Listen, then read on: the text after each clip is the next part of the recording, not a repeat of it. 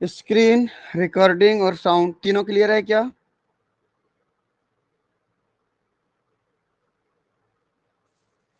Clear है। Recording देखो। हो रहा है। ठीक, बताए भाई इसका कुछ है आंसर। देख लीजिए क्वेश्चन क्या पूछा है। Which of the following statements are correct? इनमें से कौन कौन करेक्ट है पूछा है। तो बोल रहा है पहला कि all hypothalamic hormones are tropic hormones. सही कि गलत है बताओ।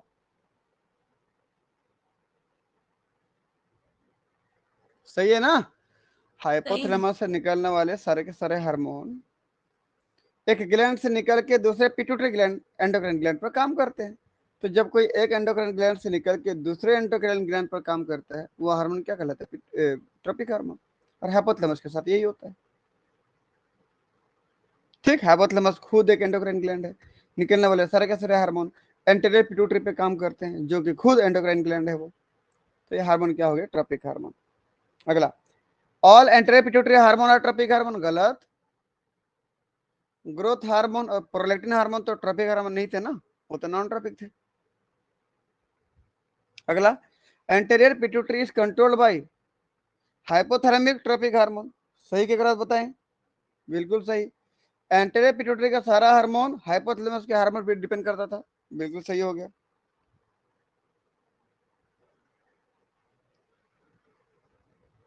ठीक, अगला देखते हैं। Out of 7 major hormones of anterior pituitary, anterior pituitary के 7 हार्मोन में से 4 आर पेप्टाइड व्हाइल इन 3 नाम के TSH, FSH and LH are steroid hormones. सही कि गलत है बताएं? TSH, FSH और LH ये स्टेरॉइड नहीं है भाई, क्या है? पेप्टाइड हार्मोन है। एंटीरियर पिट्यूटरी से निकलने वाले सारे हार्मोन क्या होते हैं? पेप्टाइड होते हैं। ठीक, तो ये क्या हो गया? गलत हो गया। तो हमारा आंसर क्या हो गया? 1 और 3। ऑप्शन में नहीं है क्या? कोई बात नहीं, 1 और 3 हमारा सही है ना। ऑप्शन नहीं दिया, कोई बात नहीं, मैं ऑप्शन को कर दे रहा हूँ।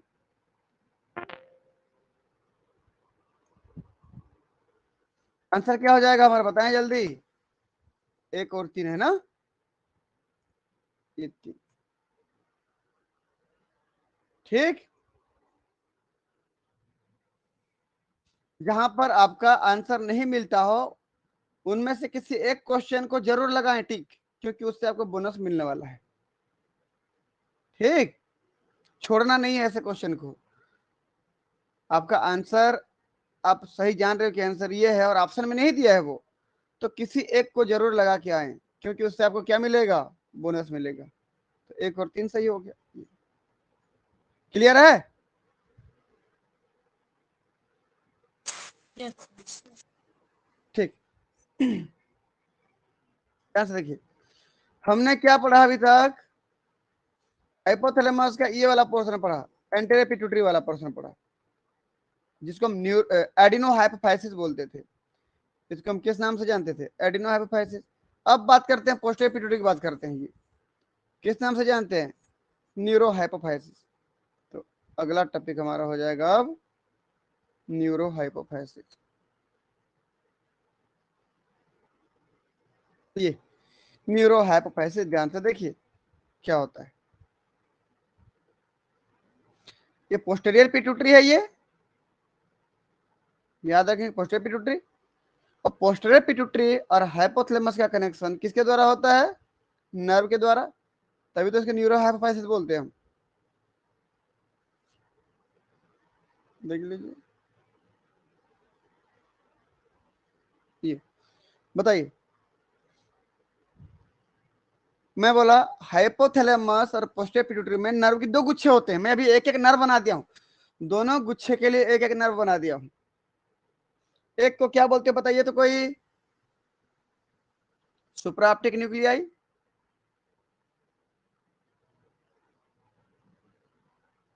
सुप्रा ऑप्टिक नर्व या न्यूक्लियर बोला था। इससे क्या निकलता है बताओ तो? यहां से बनता था ना, बन करके ऐसे आता था, पोस्टीरियर पिट्यूटरी में स्टोर होता था और वहां से रिलीज होता था। क्या था बताइए? ये वैसो प्रेसिंग, बिल्कुल वैसो प्रेसिंग, ये था। सेम ऐसे दूसरा नर्व हमारे पास है, ये इसका नाम क्या है बोलने पर? Paraventricular nuclei.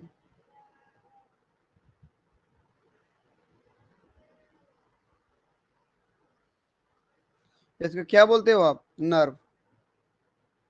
ठीक, वहां पर क्या बनता था बता दें?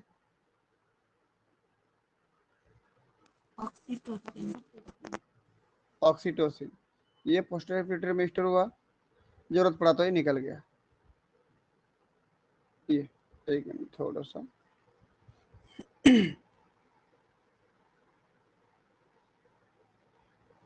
ये हो गया ऑक्सीटोसिन। दोनों के दोनों 9 अमीनो एसिड के बने होते हैं। कितना के बने होते हैं? 9 अमीनो एसिड के ये बना होता है और 9 अमीनो एसिड का ये बना होता है। ठीक, इसलिए इन दोनों को एक साथ क्या बोलते हो? नैनो पेप्टाइड बोलते हो। क्या बोलते हैं इसको हम लोग? Nano peptide. समझ में आया ना? इन दोनों को एक साथ नैनो पेप्टाइड, क्योंकि 9 अमीनो एसिड के बने होते हैं। अब ध्यान से देखिए, वेसोप्रेसिन दो काम करता है। क्या क्या? एक तो किडनी में जाकर के वाटर को रीअब्सॉर्ब कराता है। क्या कराता है? किडनी में जाके वाटर रीअब्जॉर्प्शन कराता है। ये ठीक, ये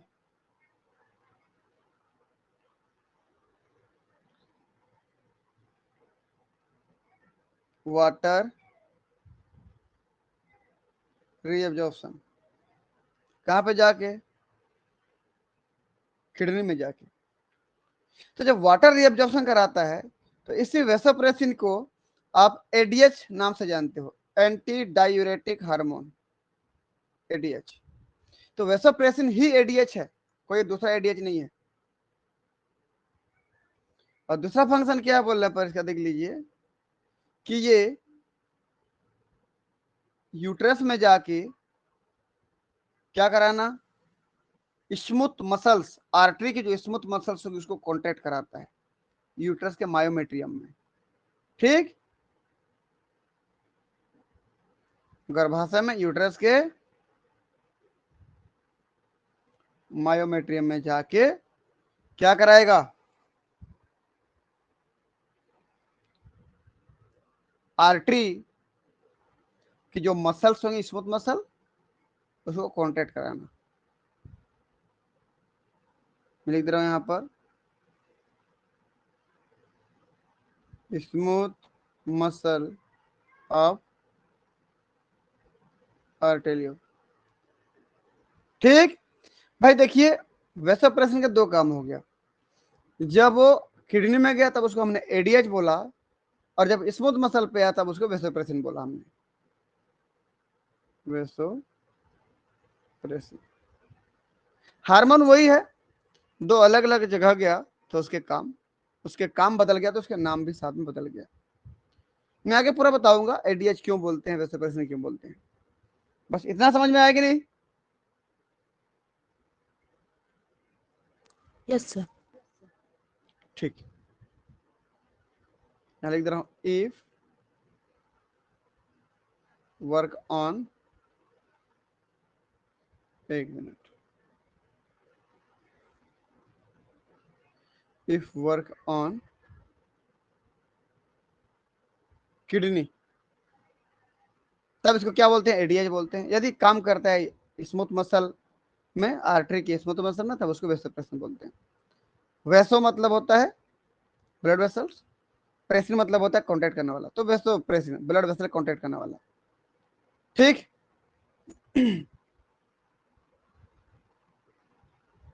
समझ में आ गया? Yes sir. ये कॉन्ट्रैक्शन, अब स्मूथ मसला पलट रही हो। ठीक, अब जरा आते हैं हम लोग ऑक्सीटोसिन की तरफ। ऑक्सीटोसिन में ध्यान देंगे, इसके भी दो काम है। पहला ये चला जाता है मेमोरी ग्लैंड में, और जो मिल्क बन के तैयार रहता है ना, उसको कॉन्ट्रैक्ट करके मिल्क को बाहर निकालता है। तो इसका काम यहाँ पर मिल्क को बाहर निकाल, इजेक्ट करना, इजेक्शन। यहाँ पर मिल्क बाहर निकलेगा तो क्या कहलाएगा? Milk ejection. ठीक। तो क्या कर रहा है बोलने पर, मेमोरी ग्लैंड के मायो एपिथेलियल सेल्स को कॉन्ट्रैक्ट करता है। क्या करता है बोलने पर? कॉन्ट्रैक्ट करता है। कॉन्ट्रैक्शन ऑन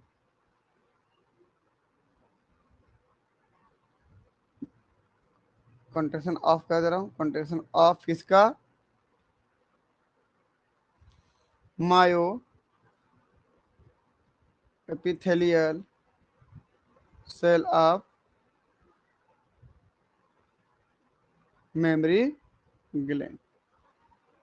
दूध ग्रंथि के मायो एपिथेलियल सेल को कॉन्टैक्ट करता है, जिससे मिल्क बाहर निकलता है। ये ऑक्सीडेशन का काम हो गया। एक काम और क्या है बोलने पर इसका, देखिए सेम चीज, जो काम कौन कर रहा है? वेसोप्रेसिन, लेकिन ये बहुत कुछ ज्यादा ही करता है। यही वो मेन कारण है जिसकी वजह से बच्चा पैदा हो पाता है। ठीक। क्या करता है बोलने पर? कॉन्ट्रैक्शन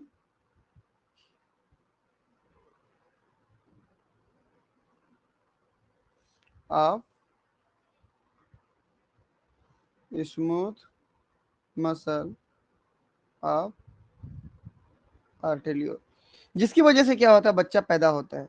जब बच्चा पैदा होता है तो प्रोसेस को क्या बोलते हो? पार्चुरेशन। क्या बोलते हो जी?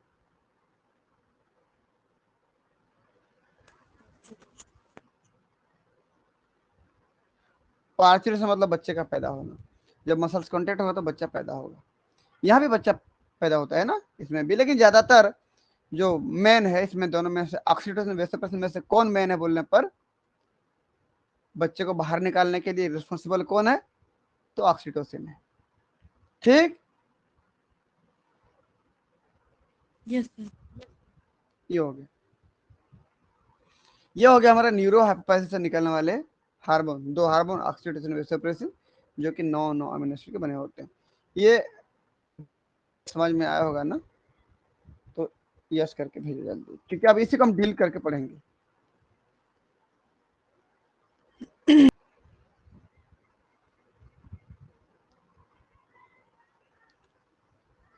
ठीक, देखिए अब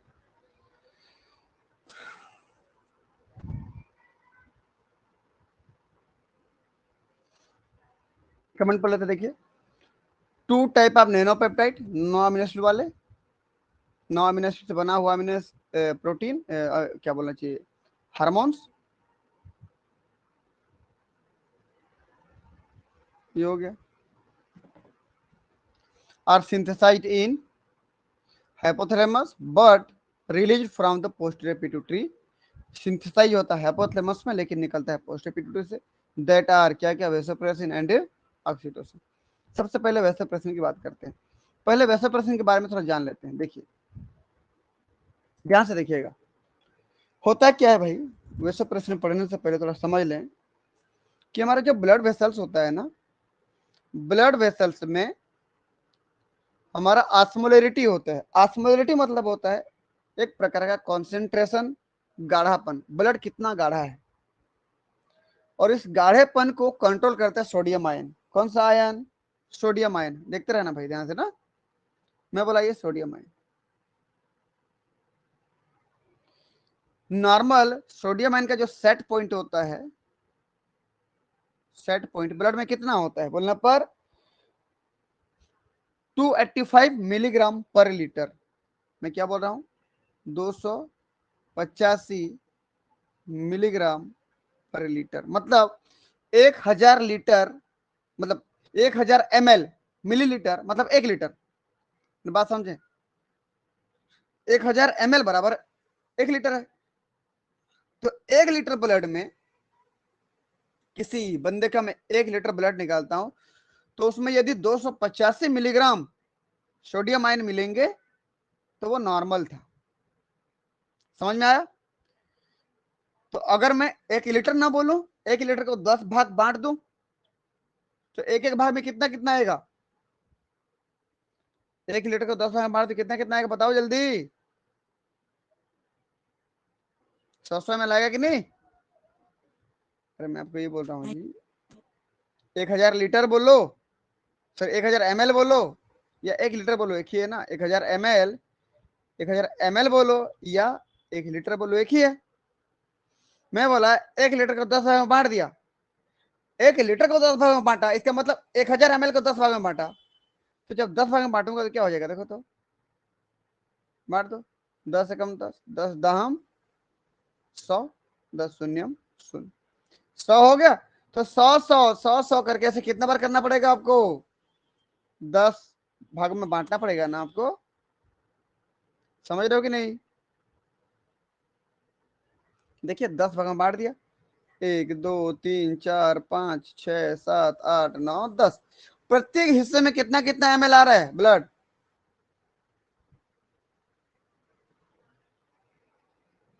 1000 ml को मैं 10 भाग में बांट रहा हूं तो 100 ml आएगा ना प्रत्येक भाग में, आएगा ना। तो अब मैं ये बोल रहा हूं कि किसी व्यक्ति का मैं यदि 1000 ml ना लेकर के 100 ml लेता हूं तो सोडियम कितना होगा? मैं क्या लिख सकता हूं? और ये तो मैं लीटर में बताया था ना, मैं लीटर में ना बता करके उसको 1 लीटर के 10वां हिस्से में बता रहा हूं, मतलब 100 ml में बता रहा हूं। तो क्या लिखूंगा देखिए तो 28.5 मिलीग्राम पर डेसीलीटर बोलो या 100 ml बोलो। डेसीलीटर का मतलब 100 ml होता है, याद रखना। डेसी मतलब 10 होता है ना, 100 ml। 1 लीटर का 10वां हिस्सा कितना होगा? 100 ml। तो 10वां हिस्सा को डेसीलीटर, 1 लीटर का 10वां हिस्सा डेसीलीटर कितना होगा बोलने पर 100 ml होगा, क्योंकि 1000 ml था, उसको 10वां हिस्सा 100 ml होगा। तो सोडियम सेट पॉइंट कितना हो गया अब? 285 मिलीग्राम पर लीटर बोलो या 28.5 मिलीग्राम पर डेसीलीटर या 100 ml बोलो। तो अब सिंपल सी बात ये हो गई कि मैं यदि किसी व्यक्ति का 100 ml ब्लड निकालता हूं, उस 100 ml ब्लड में लगभग कितना सोडियम आयन की कॉन्सेंट्रेशन मिलनी चाहिए? 28.5 ml।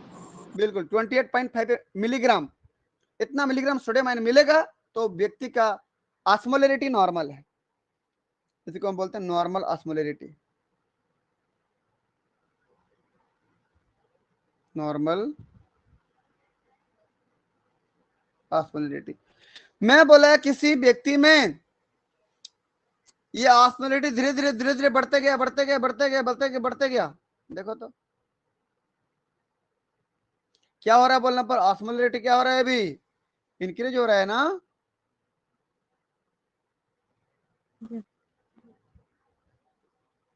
ब्लड गाढ़ा हो रहा है ना भाई अभी। तो अभी क्या हो रहा है? ऑस्मोलरिटी इंक्रीज हो रहा है, इंक्रीज हो रहा है, इंक्रीज बढ़ते जा रहा है धीरे धीरे। पता चला जो 28 मिलीग्राम पर डेसीलीटर होता, मैं इसको मान लीजिए 30 मिलीग्राम पर डेसीलीटर कर दे रहा हूं। कितना कर दिया समझने के लिए? अभी 30 मिलीग्राम पर डेसीलीटर बोलो या पर 100 ml ब्लड। 100 ml ब्लड में 30 मिलीग्राम हो गया, होना कितना चाहिए? 28.5। बढ़ गया ना अब तो। तो ब्लड गाढ़ा होगा कि ब्लड पतला होगा?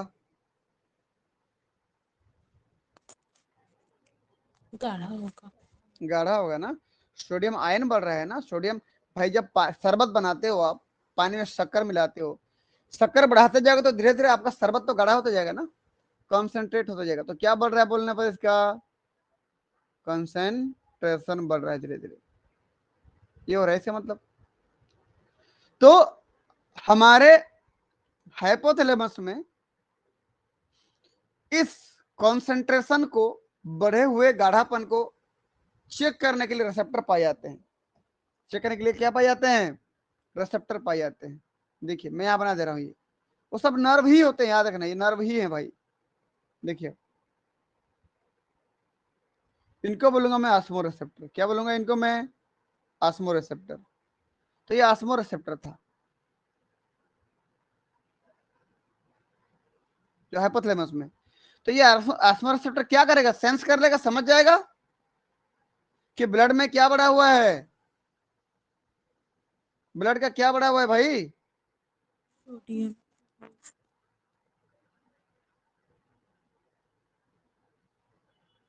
सेंस कर लिया, समझ गया। देखो ये क्लियर है इतना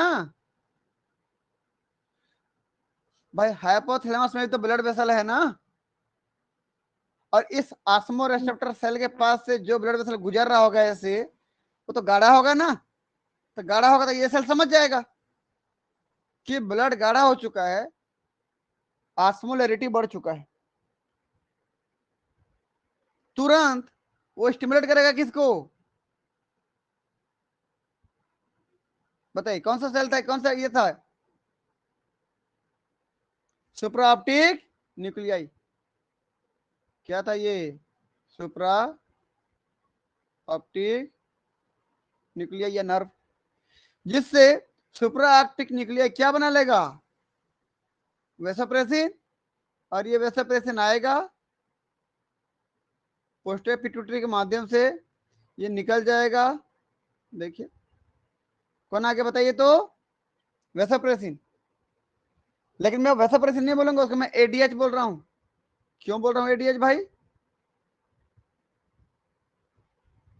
क्योंकि किडनी जाएगा अब ना, इसलिए इसको मैं क्या बोलूंगा? ADH, anti diuretic hormone. ADI release हुआ, एडीआई डायरेक्ट चला गया कहां पे? बोलें जल्दी। किडनी। किडनी के पास। देखिए किडनी में क्या पाया जाता है? देखिए तो ऐसे क्या होता है बताओ? ये नेफ्रॉन होता है नेफ्रॉन। ना, नेफ्रॉन होता है। और यहीं पर क्या होता है? ब्लड वेसल होता है ऐसे। तो अब क्या करेगा ये? इस नेफ्रॉन से वाटर को मिला मिला के ब्लड में डाल देगा। किडनी के नेफ्रॉन से वाटर को उठा के कहां डाल देगा? ब्लड में ट्रांसफर कर देगा। तो ब्लड में पानी मिलेगा तो गाढ़ा होगा कि पतला होगा? पतला। पतला होता जाएगा। क्योंकि ब्लड अभी गाढ़ा हो गया था ना, धीरे धीरे पतला करना था, हो गया पतला। ये तो काम है एडीएच का। तो ध्यान से देखिएगा।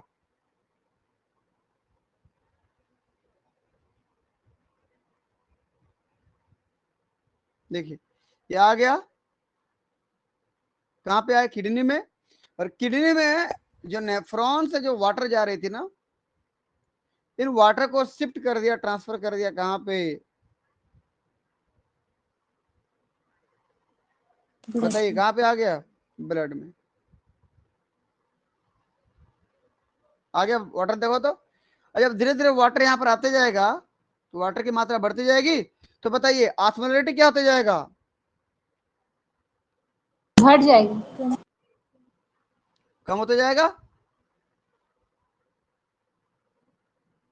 ऑस्मोलैरिटी धीरे धीरे क्या हो जाएगा? डिक्रीज। जो बढ़ गया था ना धीरे धीरे कम होते जाएगा। और कम होते तो फाइनली कितना चला जाएगा फिर? जो 30 हो गया था, 30 हो गया था ना भाई अभी तो कुछ समय पहले, 30 मिलीग्राम पर डेसीलीटर हो गया था। तो घटते घटते फिर कितना हो जाएगा? 28। नॉर्मल हो गया कि नहीं? Yes sir. तो एडीएच क्या करा रहा है बोलने पर, वाटर का रीअब्जॉर्प्शन करा रहा है, कहां पे, किडनी पर। ठीक, वाटर री एब्जॉर्प्शन, क्लियर है। ये यस फंक्शन सर। होता है किसका, एडीएच का। तो मुझे ये बताइए, जो वाटर यूरिन के रूप में निकलता, जो वाटर यूरिन के रूप में निकलता यहां पर इतना ज्यादा निकलता, उसमें से मैक्सिमम वाटर तो रीअब्जॉर्ब हो गया, तो वाटर कितना निकलेगा, कम निकले। मेरी बात समझे भाई आप लोग, है ना, मैं पहले सेव करता हूँ, रुकिए, ध्यान से समझेंगे चीजों को।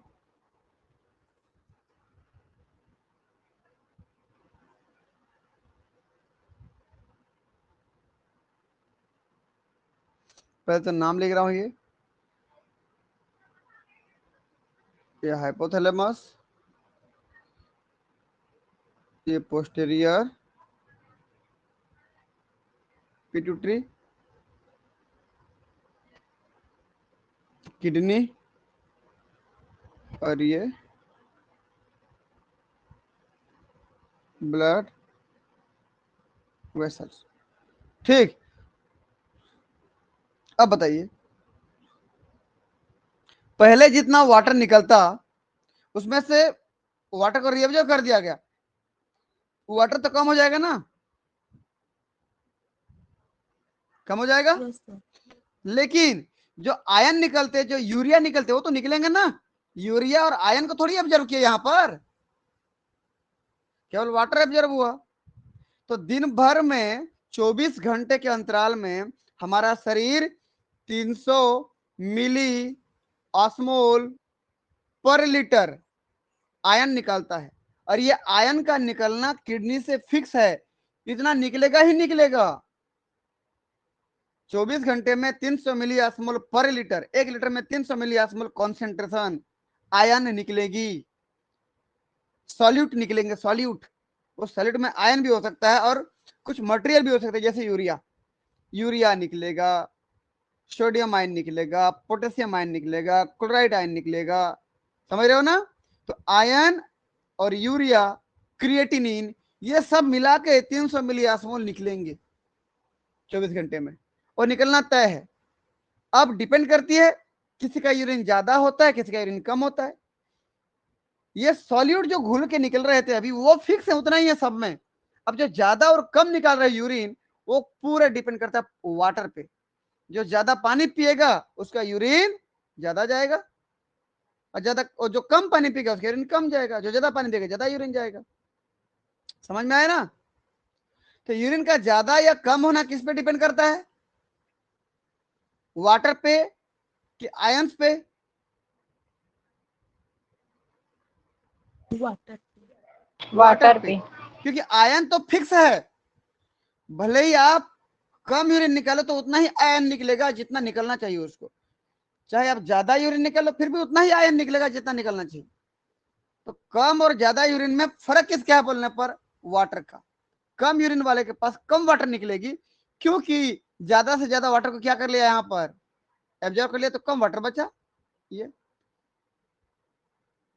और जो ज्यादा यूरिन निकाल रहा है तो उसका ज्यादा वाटर निकलेगा, लेकिन आयन दोनों में बराबर है, याद हो जाएगा।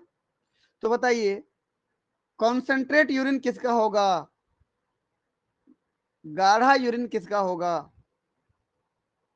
जो ज्यादा वाटर रीअब्जॉर्ब करेगा उनका होगा, कि जहां पर वाटर रीअब्जॉर्प्शन नहीं हो रहा है उसका ज्यादा गाढ़ा होगा।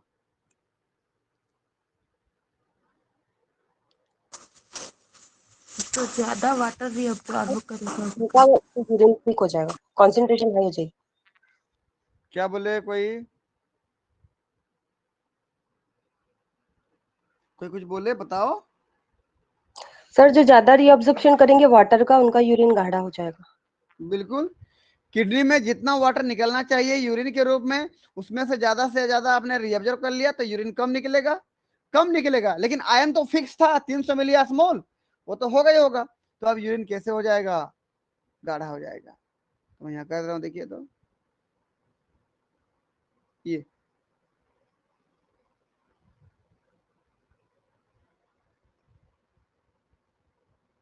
ये यूरिन देखिए, यूरिन कैसे हो गया भाई, यहाँ पर गाढ़ा हो गया।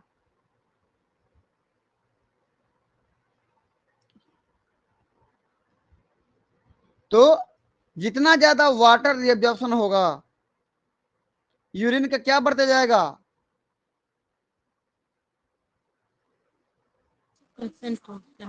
Concentrate concentration. यूरिन, यूरिन का कॉन्सेंट्रेशन बढ़ते जाएगा, यूरिन का गाढ़ापन बढ़ते जाएगा। इसका मतलब जितना एडीएच आएगा, जितना ज्यादा एडीएच आएगा ना, उतना ज्यादा गाढ़ा यूरिन निकलेगा। तो यूरिन क्या होगा, क्या नहीं होगा, बताइए यूरिन क्या होगा क्या नहीं होगा इस स्थिति में। यदि मैं बोला एडीएच आएगा, जितना ज्यादा आएगा एडीएच, उतना ज्यादा यूरिन क्या होगा, कंसंट्रेट हो जाएगा सर। क्या नहीं होगा बताओ।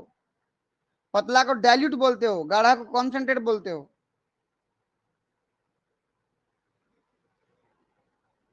डाइल्यूट और कॉन्सेंट्रेट। बताओ, जितना ज्यादा एडीएच आएगा यूरिन उतना कैसे होगा, कंसंट्रेट। कंसंट्रेट। तो यूरिन की कॉन्सेंट्रेशन बढ़ती जाएगी, लेकिन क्या कम होती जाएगी, डाइल्यूशन, पतलापन कम होता जाएगा, गाढ़ापन बढ़ते जाएगा ना।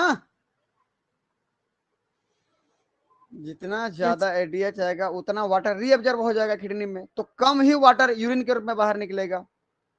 तो जितना ज्यादा एडीएच आएगा उतना यूरिन गाढ़ा होकर बाहर निकलेगा, कॉन्सेंट्रेट होगा, डाइल्यूट नहीं होगा, इसको याद रखना। अब मुझे एक चीज बता दें, क्या नहीं हो रहा है यूरिन, डाइल्यूट नहीं। तो ये एडीएच हार्मोन है क्या, वैसोप्रेसिन ही तो है ना, वैसोप्रेसिन ही तो था ना। जब किडनी में गए तो एडीएच बोले उसको हम। तो एडीएच क्यों बोले बोलने पर, क्योंकि किडनी में जाकर के यूरिन को डाइल्यूट होने नहीं दे रहा है। क्या होने दे रहा है,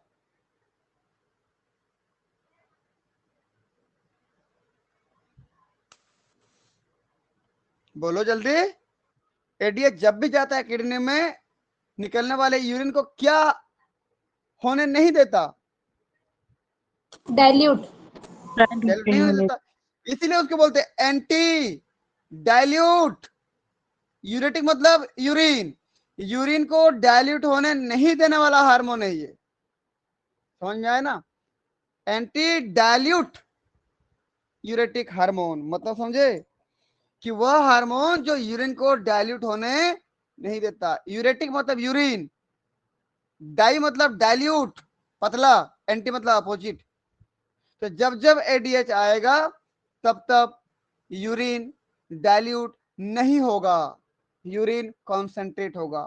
तो क्या नहीं होगा बोलने पर, डाइल्यूट नहीं होगा, इसलिए इसका नाम एंटी डाइल्यूट यूरेटिक हार्मोन, एक साथ एंटी डाई यूरेटिक हार्मोन बोलते हैं इसको।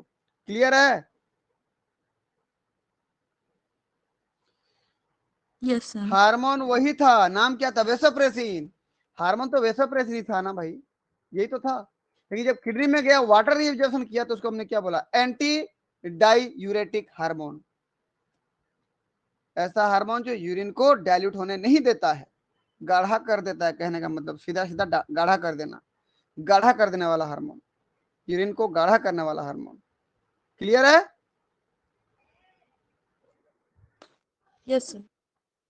ठीक, चलिए भाई, तो जरा हम इसको थोड़ा सा और डिटेल से अंदर जाके इसको स्टडी करें, हम देख पाएंगे क्या क्या हो रहा है वहां पर। देखिएगा, बताइए ये क्या बनाए हो, बताइए तो। नेफ्रॉन। बिल्कुल, सब पढ़ चुके हम लोग, एक बार आप देख लेना। मान लीजिए ये अफेरेंट रीनल आर्टरी है, अफेरेंट रीनल आर्टरी, ये इफेरेंट रीनल आर्टरी, बीच में क्या है, ग्लोमेरुलस, ग्लोमेरुलस, ये क्या है, बोमन कैप्सूल, सब पढ़ चुके हम, ये हो गया। ये प्रोक्सिमल कन्वोल्यूटेड ट्यूब्यूल, ये डिसेंडिंग लूप ऑफ हेनले, ये असेंडिंग लूप ऑफ हेनले, ये डिस्टल कन्वोल्यूटेड ट्यूब्यूल, ये कलेक्टिंग ट्यूब्यूल और ये कलेक्टिंग डक्ट। क्लियर है? शॉर्टकट में लिख दिया देखिए। और ये ब्लड वेसल वासा रेक्टा, मतलब ब्लड वेसल का नेटवर्क जो जाल होता है ना, वही।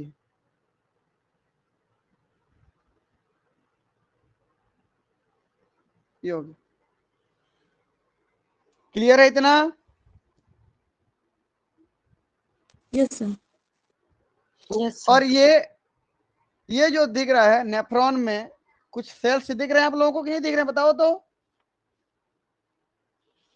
दिख रहा है सर। सेल दिख रहे हैं यहाँ पर, देखो तो प्रिंसिपल सेल बोलते हैं इसको आप, प्रिंसिपल सेल, वो नेफ्रॉन का सेल्स है। ठीक। होता क्या है देखिए, जो वाटर इधर से आ रहा था ना, इधर से वाटर फिल्ट्रेट होता है भाई, इधर से वाटर फिल्ट्रेट होता है यहाँ पर देखो ऐसे। तो जो वाटर फिल्ट्रेट हुआ वो वाटर इस रास्ते से आता है ऐसे करके, ये देखिए। वाटर जब आता है तो फाइनली जब इस रास्ते से आएगा, ये देखिए। तो जब वाटर इधर से जा रहा होता है ना, जब वाटर इधर से जा रहा होता है, ये देखिए ऐसे, ये जब वाटर जा रहा होता है उसी बीच में वाटर को रीअब्जॉर्ब किया जाता है, ब्लड वेसल में डाला जाता है। और ये कौन करवाता है ये काम? देखो यहां से वाटर को ले लिए, यहां से वाटर को रीअब्जॉर्ब कर लिए, और यहां से वाटर को रीअब्जॉर्ब कर लिए। बताइए कहां कहां से कर रहे हैं, बताओ तो।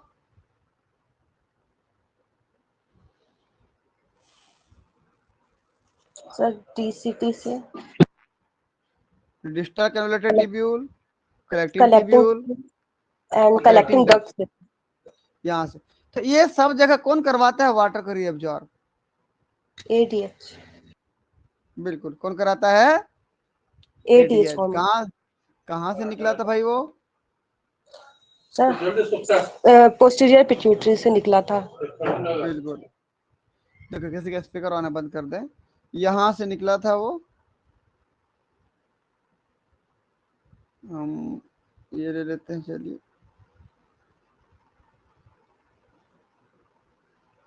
ये एडीएच था, यहाँ पर करा रहा है देखिए वाटर एब्जॉर्प्शन, और कहाँ करा रहा है, यहाँ पर करा रहा है देखिए वाटर एब्जॉर्प्शन, और कहाँ करा रहा है बोलने पर, यहाँ पर, ये। ठीक। चलिए थोड़ा सा मैं इसको अब क्या कर दूं, डार्क।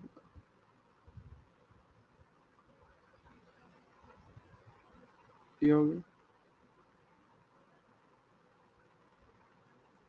ये हो गया,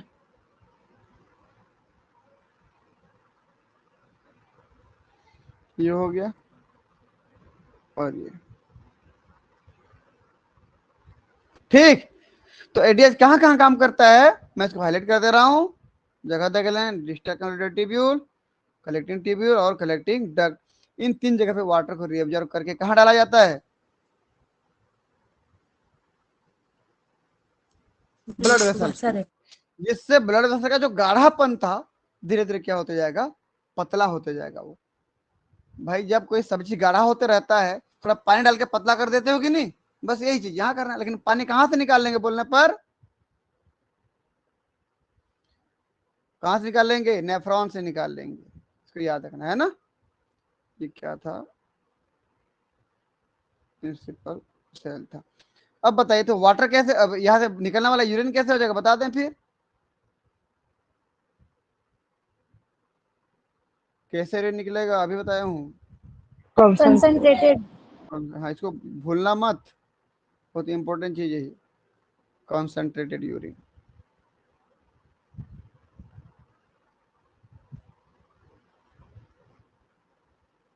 ये हो गया।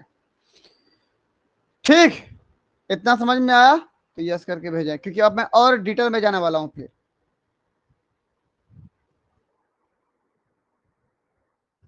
रिकॉर्डिंग भी देखते रहना भाई, है ना।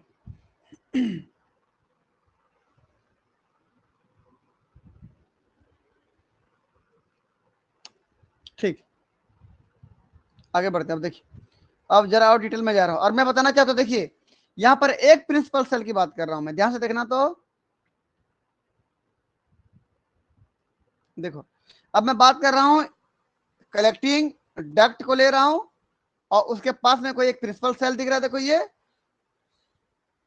और ये ब्लड वेसल, और उसके बीच में क्या पाइए तो बता दें कोई, इंटरस्टिशियल Lumen. फ्लूइड। ल्यूमेन नहीं भाई, यहाँ पर इंटरस्टिशियल फ्लूइड होगा ना।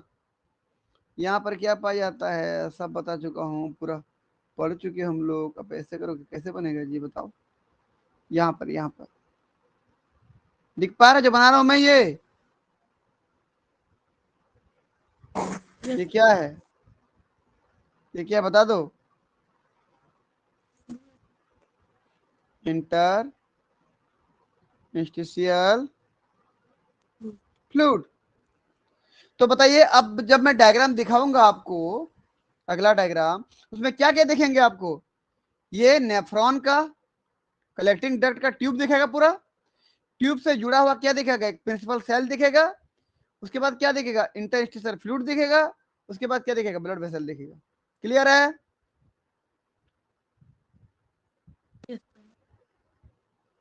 ठीक, आगे बढ़ो आप। Yes, sir.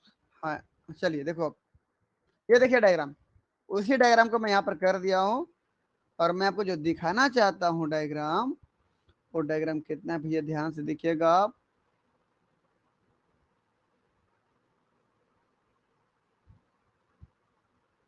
इतना डायग्राम को इधर जूम किया गया है, इमेजिन कर पा रहे हैं आप लोग। Yes. ये ल्यूमेन मतलब ये अपना क्या, नेफ्रॉन का कलेक्टिंग डक्ट है, नेफ्रॉन का कलेक्टिंग डक्ट है, प्रिंसिपल सेल है, इंटरस्टिशियल स्पेस था तो वहां फ्लूइड भरा होता है, इंटरस्टिशियल फ्लूइड होता है वहां पर, फिर ये ब्लड वेसल्स, और वही चीज यहाँ पर है। देखिए, बता दीजिए मुझे ये क्या है, पहला वाला क्या बता दीजिए, कलेक्टिंग डक्ट, ये क्या बता दीजिए, Principal cell. प्रिंसिपल सेल, ये क्या बता दीजिए, ब्लड Blood vessel. वेसल्स। ठीक, ध्यान से देखिए क्या होता है, यहां पर कौन सा हार्मोन आएगा भाई, ADH. बिल्कुल, कौन सा हार्मोन आएगा, एडीएच हार्मोन आएगा, और अपने रिसेप्टर पे बाइंड होगा। तो मैं उसको थोड़ा सा ऊपर बना दे रहा हूं, एक मिनट, थोड़ा सा आप लोग देखेंगे, रुको, थोड़ा सा मैं डायग्राम को नीचे कर दे रहा हूं, फिर पढ़ते हैं, बहुत ज्यादा ऊपर हो गया है, थोड़ा सा बस।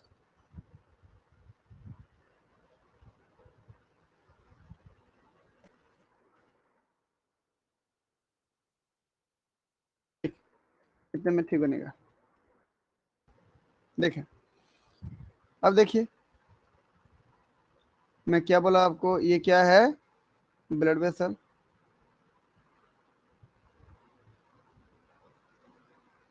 ये क्या है, प्रिंसिपल सेल, सर ये ब्लड वेसल नहीं था, ये क्या था, हमारा कलेक्टिंग डक्ट था ना, गलती से हो गया, ये क्या था, कलेक्टिंग डक्ट, प्रिंसिपल सेल, और ये ब्लड वेसल। बीच में क्या था बताइए तो, यहां पर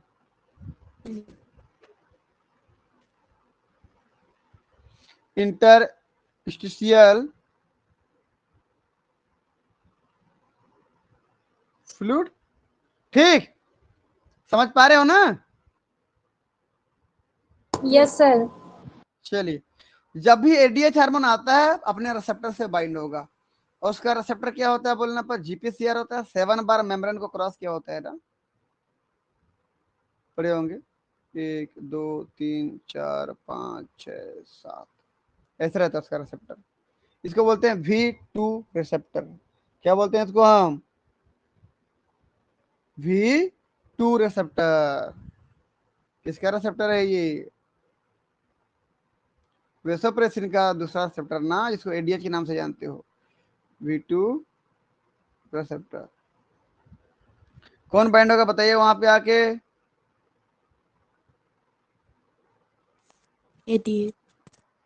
एडीएच आया, बाइंड हुआ। जैसे एडीएच बाइंड होता है ना, तो इस, क्योंकि जीपीसीआर प्रोटीन है ये, जीपीसीआर प्रोटीन की जो साइटोसिलिक पार्ट होता है रिसेप्टर के, वहां पर जुड़ा होता है कौन? जी प्रोटीन। कौन जुड़ा होता है जी? जी प्रोटीन। तो वहां पर जी प्रोटीन एक्टिव होकर जी अल्फा सब यूनिट अलग हो जाती है। पढ़ना है इसको सब ना, अल्फा बीटा गामा होते हैं, इसमें से अल्फा अलग हो जाता है, जी अल्फा। अल्फा अलग होकर एक्टिव हो गया।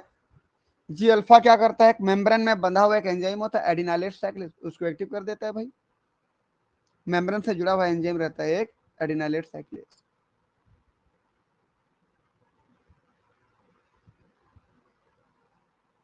ये मेम्ब्रेन के अंदर साइड में, ठीक है, जो प्रिंसिपल सेल है उसके मेम्ब्रेन के अंदर साइड में एक एंजाइम होता है एडिनालेट साइक्लेज, मेम्ब्रेन बाउंड एंजाइम रहता है ये। उसको क्या कर देता है बोलने पर? ये एक्टिव करता है। देखिए एक्टिव कर दिया। एडिनालेट साइक्लेज का काम ही है कि एटीपी को साइक्लिक एमपी में बदलना। किसको? एटीपी को। तो जो एटीपी होता है ना, उसको बदलता है किसमें? Cyclic MP, cyclic MP. और जब भी साइक्लिक एमपी बनता है ना, ये एक्टिव फॉर्म है यहाँ पर, ये जाके प्रोटीन काइनेज ए को एक्टिव कर देता है। किसको? प्रोटीन काइनेज ए को। लिखते रहना ना, ये एक्टिव किसको करता है बोलने पर? प्रोटीन काइनेज ए को। प्रोटीन काइनेज ए का काम क्या है? देखिए ध्यान से देखना, इसका काम है कि वेसाइकल्स को फ्यूज कर देना। कहां पे? वेसाइकल को फ्यूजन करना होता है भाई मेम्ब्रेन में। देखिएगा ध्यान से, ये वेसाइकल होते हैं, वेसाइकल। इस वेसाइकल में पाए जाते हैं एक्वापोरिन 2 चैनल। क्या पाए जाते हैं बोला मैं ऐसे? ये क्या दिख रहे हैं? एक्वापोरिन 2 चैनल, ये सब एक्वापोरिन 2 चैनल, एक्वापोरिन 2 चैनल पाए जाते हैं। तो ये जो वेसाइकल क्या कहलाएगा? Aquaporin 2 containing vesicle. Aquaporin, aquaporin 2 containing vesicle.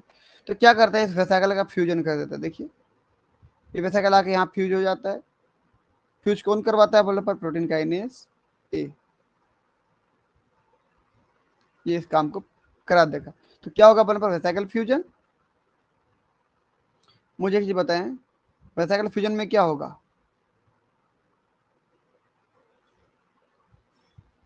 Vesicle fusion में क्या होगा? एक्वापोरिन 2 प्रोटीन कहां पे आके फ्यूज हो जाएगा? बताओ जल्दी, कहां फ्यूज हो जाएगा? वेसाइकल जब फ्यूज होगा यहाँ पर, तो एक्वापोरिन 2 प्रोटीन सारे के सारे यहाँ फ्यूज हो जाएंगे कि नहीं? ऐसे हो जाएंगे। ऐसे देखिए, कई सारे ना, ये फ्यूज हो गए। देखिए ये हो गया।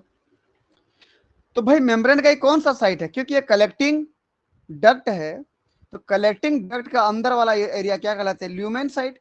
ल्यूमेन है ये। कलेक्टिंग डक्ट का अंदर खाली जगह है ना, खाली जगह है कि नहीं है, जहां पर वाटर फ्लो हो रही है, यूरिन के रूप में बह रही है, तो ल्यूमेन है ना, ल्यूमेन है। इसीलिए मेम्ब्रेन के इस सरफेस के मेम्ब्रेन को, प्रिंसिपल सेल के इस सरफेस के मेम्ब्रेन को ल्यूमिनल मेम्ब्रेन बोलते हो। क्या बोलते हो? Luminal membrane. देखना ध्यान से ना, ये साइड क्या कहलाएगा बोलने पर? ये ल्यूमिनल मेम्ब्रेन, प्रिंसिपल सेल का मेम्ब्रेन का वह एरिया जो कि कलेक्टिंग डक्ट के ल्यूमेन साइड की ओर है, तो ल्यूमेन मेम्ब्रेन कहलाता है, ल्यूमिनल मेम्ब्रेन कहलाता है। तो इतना क्या कहलाएगा फिर, इतना, इतना दिख रहा है ना ये, हाँ या ना, ये कहलाएगा बेसोलेटरल मेम्ब्रेन। क्या कहलाता है ये, बेसोलेटरल मेम्ब्रेन। यहां लिख दे रहा हूं मैं,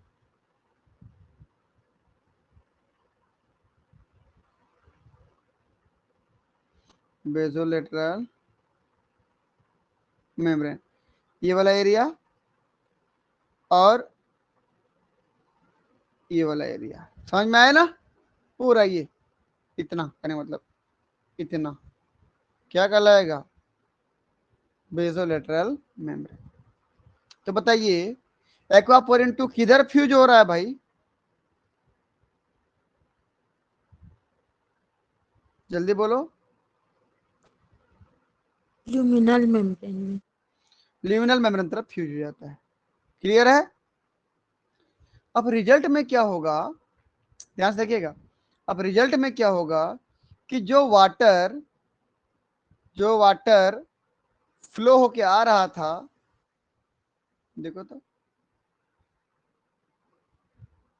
वाटर फ्लो होके आ रहा था ना इधर से, देखिए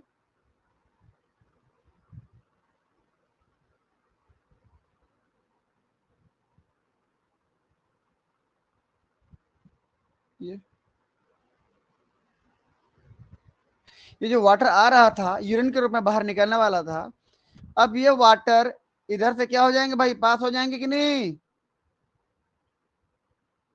यस सर। देखो एक मिनट थोड़ा सा रुकिए, इधर से क्या हो जाएंगे, अब पास हो जाएंगे। देखिए किधर से पास हो रहे हैं बताइए,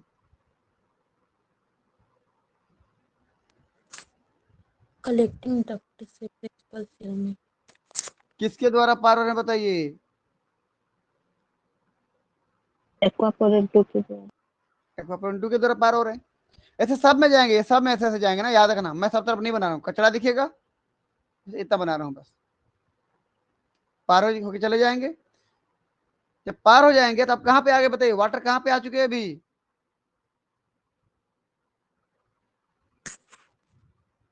प्रिंसिपल सेल में। बेसोलेटरल। आगे वाटर यहाँ पर आ गए देखो।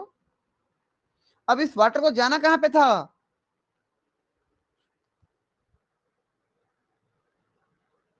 ब्लड जाना कहाँ था, ब्लड में जाना था ना।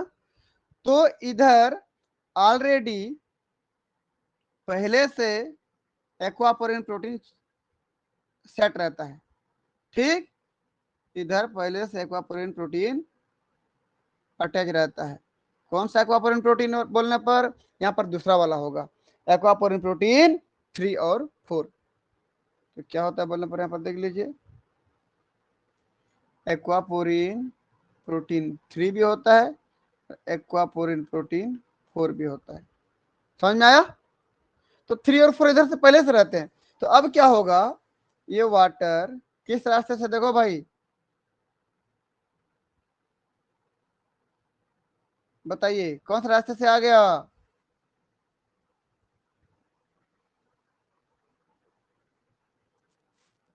एक्वापोरिन 3 और 4 एक्वापोरिन 3 और 4 के रास्ते से कहाँ पे आ गया, ब्लड वेसल। ब्लड में आ गया। देखिए बीच में उसको क्या पड़ा था, इंटरस्टेलर फ्लूइड भी पड़ा था ना, पहले फ्लूइड में आएगा, पहले यहाँ फ्लूइड में आएगा, उसके बाद फिर ब्लड में जाएगा ना। यस। तो ब्लड में वाटर आ गया।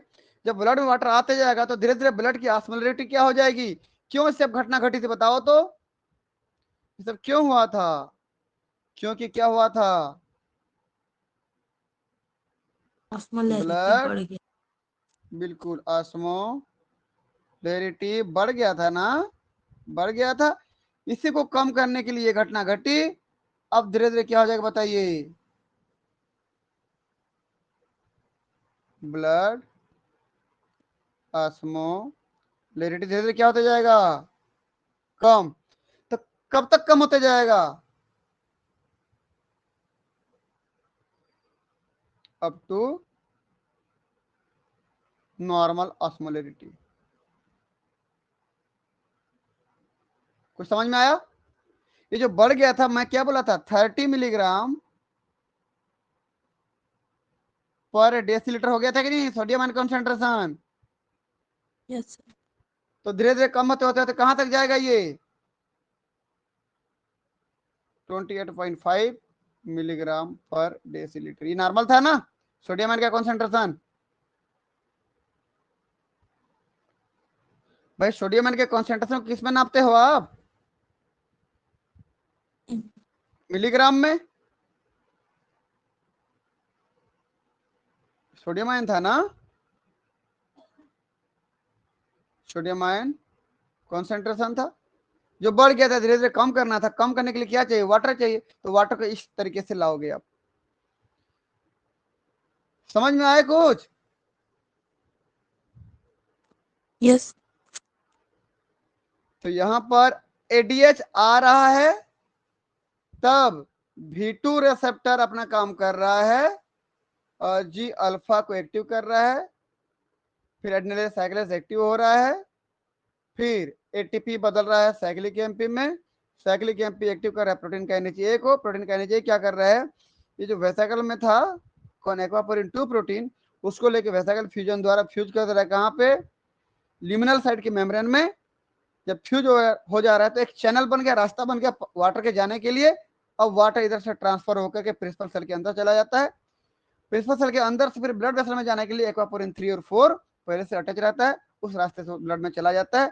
और ब्लड का बढ़ा हुआ ऑस्मोलैरिटी धीरे धीरे पानी मिलते जा रहा तो पतला होते जाएगा, गाढ़ा था पतला होते जाएगा, ऑस्मोलैरिटी कम होती जाएगी। कब तक होगी ऐसे, जब तक कि वो नॉर्मल लेवल पे ना आ जाए।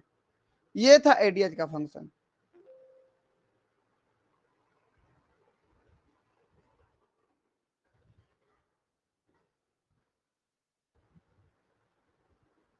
समझ में आया तो यस करके भेजें।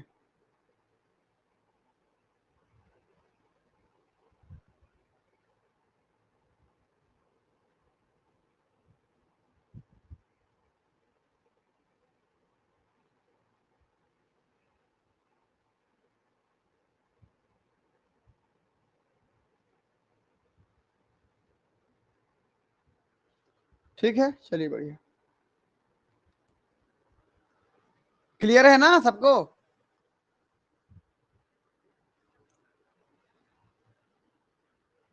Yes sir. चलिए थोड़ा कमेंट पढ़ लेते हैं।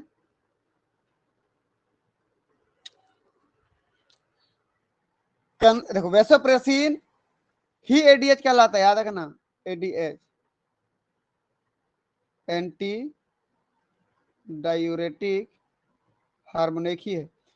जब वैसोप्रेसिन, जब यह हार्मोन स्मूथ मसल में जाता है तो वैसोप्रेसिन कहलाता है, वहां जाके कॉन्ट्रेक्शन कराता है। लेकिन जब किडनी में जाता है तो यूरिन को डाइल्यूट होने नहीं देता, कॉन्सेंट्रेट कर देता है यूरिन को, इसलिए उसको एडीएच बोलते हैं, एंटी डायूरेटिक हार्मोन बोलते हैं।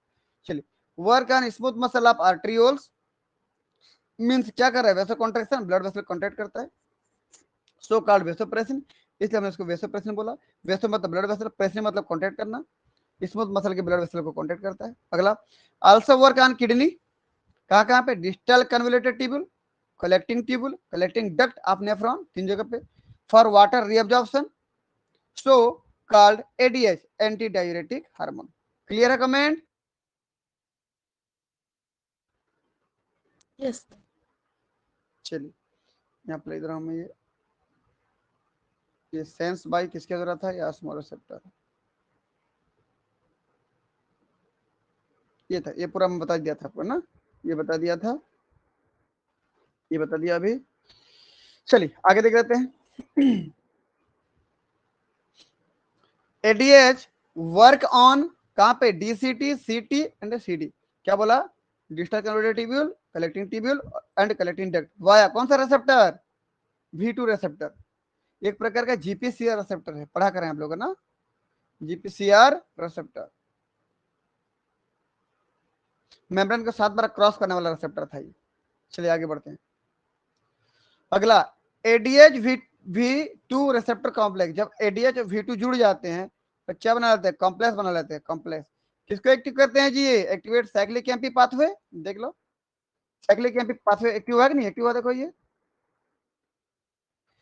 which in turn causes the insertion of aquaporin 2 protein into principal cell of collecting duct। Collecting duct के प्रिंसिपल सेल में इसको फ्यूज कर रहता है। बिकॉज ऑफ दिस इंसर्शन, भाई कहां कहां पे, distal convoluted tubule, collecting tubule and collecting duct, तीनों जगह पे ऐसे करेगा। ये तीनों जगह फिर कैसे हो जाएगा, जब फ्यूज हो जाएगा तो ये, जब ये फ्यूज हो जाएंगे तो क्या हो जाएगा, परमिएबल हो जाएगा ना तो वाटर के लिए, तो become permeable to water and water is reabsorb, और वाटर रीअब्जॉर्ब हो जाएगा। फिर आगे जो प्रोसेस होना था वो हो रहा है। मुझे एक चीज बताएं, क्या क्या मैं दुविधाएं होंगी। मैं अगर आपको ये बोलूं कि मेरे पास एक ऐसा पेशेंट है जिसमें एक्वापोरिन 2 जीन काम नहीं कर रहा है, कुछ समझ में आ रहा है ना, क्या काम नहीं कर रहा बोल रहा हूं, एक्वापोरिन 2 जीन काम नहीं कर रहा है। तो बताइए क्या एक्वापोरिन 2 प्रोटीन यहां जो अटैच है, अटैच हो पाएगा क्या, नो सर, अटैच नहीं हो पाएगा।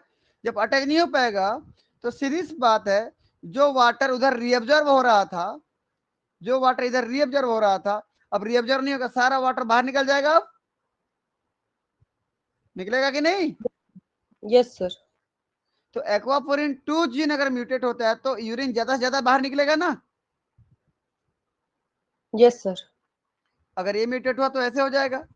मैं बोला चलिए दूसरा चीज लेते हैं कि किसी पेशेंट के पास एक्वापोरिन 2 जीन सही सही काम कर रहा है, लेकिन ध्यान रखना, लेकिन उसके शरीर में V2 रिसेप्टर काम नहीं कर रहा है, ये रिसेप्टर म्यूटेशन हो गया, काम नहीं कर पाया, म्यूटेट हो गया, डिफॉल्ट हो गया, तो क्या एडीएच बाइंड हो पाएगा,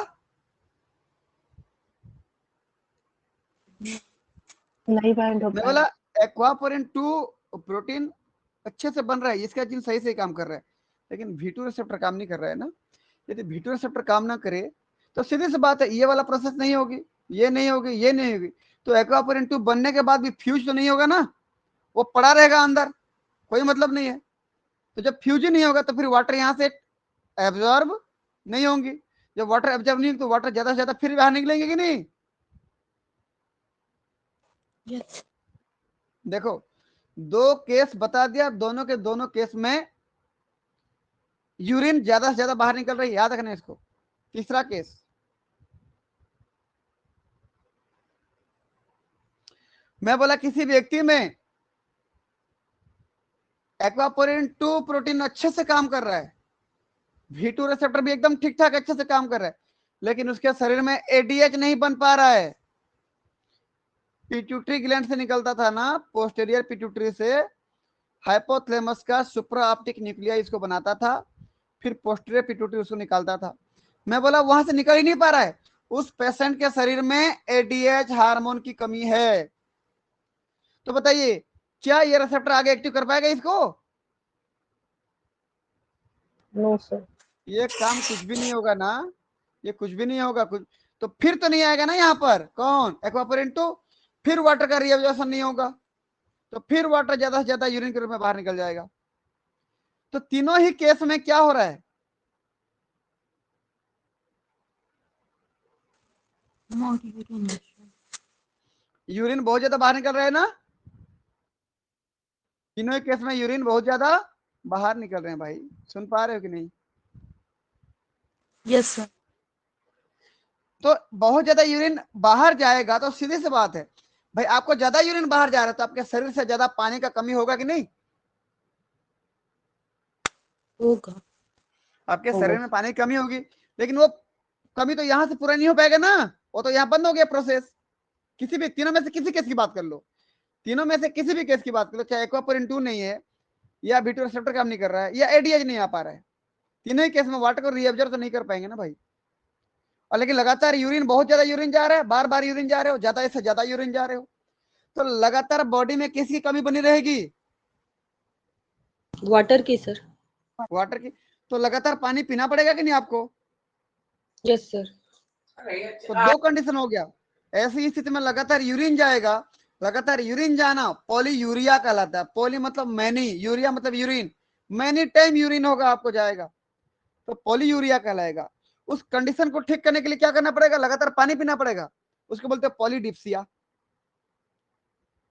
तो दो केस दिखेंगे, पॉलीयूरिया और पॉलीडिप्सिया, कंटिन्यू चलेगी लगातार लगातार। लगातार यूरिन जाओगे तो लगातार पानी पीना पड़ेगा, तो पॉलीयूरिया और पॉलीडिप्सिया, यूरिन जाओ पानी पियो, यूरिन जाओ पानी पियो, यही चलेगा। लेकिन क्या उस यूरिन में ग्लूकोज मिलेगा? ग्लूकोज का कोई रोल है क्या?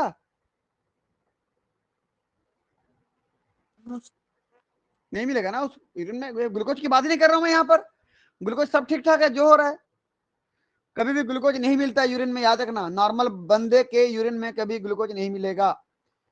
जो नॉर्मल बंदा होगा ना, कोई किसी प्रकार कोई दिक्कत नहीं है, उसके यूरिन में कभी भी ग्लूकोज नहीं मिलेगा।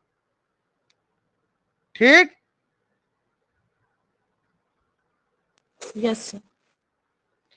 तो ऐसी कंडीशन जिसमें लगातार यूरिन जा रहा है और लगातार पानी पी रहा है, लेकिन उसके यूरिन में ग्लूकोज नहीं है, ऐसी स्थिति कहलाती है डायबिटीज इंसिपिडस। क्या कहलाती है? Diabetes insipidus. देखें भाई ध्यान से ना, कमेंट देख लेते हैं। चलिए देखिए, यदि म्यूटेशन हो जाए कहां पे? If mutation in aquaporin 2 gene या एडीएच का रिसेप्टर, किसको क्या बोलते थे? V2 रिसेप्टर,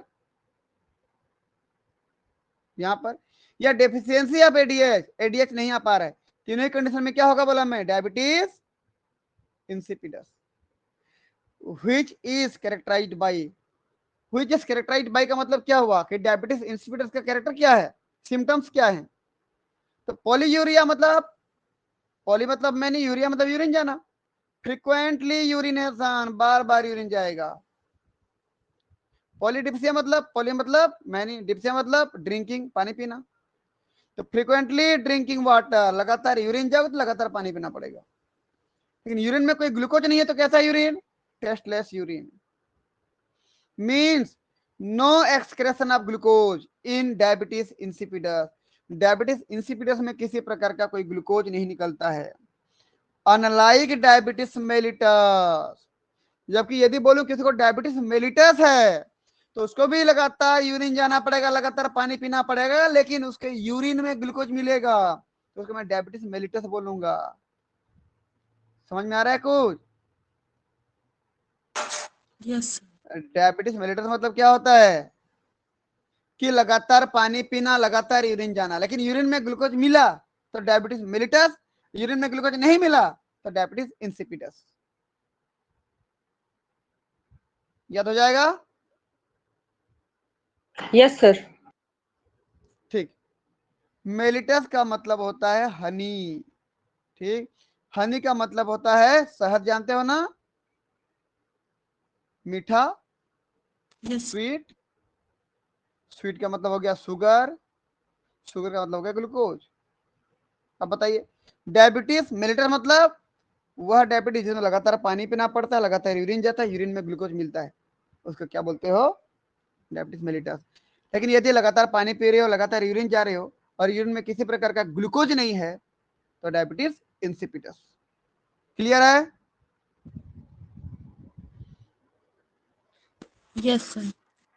चलिए भाई ठीक। अब मैं यहां पर बात कर रहा था, एक नॉर्मल व्यक्ति में तो एडीएच रहेगा ना भाई, वो आएगा, अपना फंक्शन करेगा, एक्वापोरेंट को फ्यूज कराएगा, वाटर रिजर्व होगा, तो ज्यादा से ज्यादा पानी किधर चलेगा भाई? वाटर किधर चला गया? रीअब्जॉर्ब हो गया ना, वाटर ज्यादा से ज्यादा रीअब्जॉर्ब हो गया ना भाई। देखिए, तो यहां पर वाटर कितना निकला फिर? बता दें मुझे, कितना वाटर निकला? बहुत ही कम ना, यूरिन में बहुत ही कम वाटर निकला ना। ये देखिए,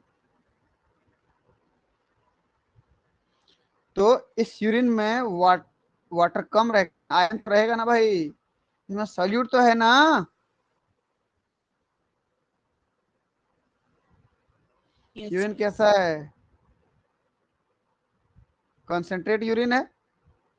क्यों कॉन्सेंट्रेट है बोलने पर, क्योंकि इसमें कौन ज्यादा है, सोल्यूट प्लस आयंस ज्यादा है, लेकिन वाटर कम है, क्योंकि ज्यादा से ज्यादा वाटर रीअब्जॉर्ब हो गया है। समझ में आया ना। हम्म,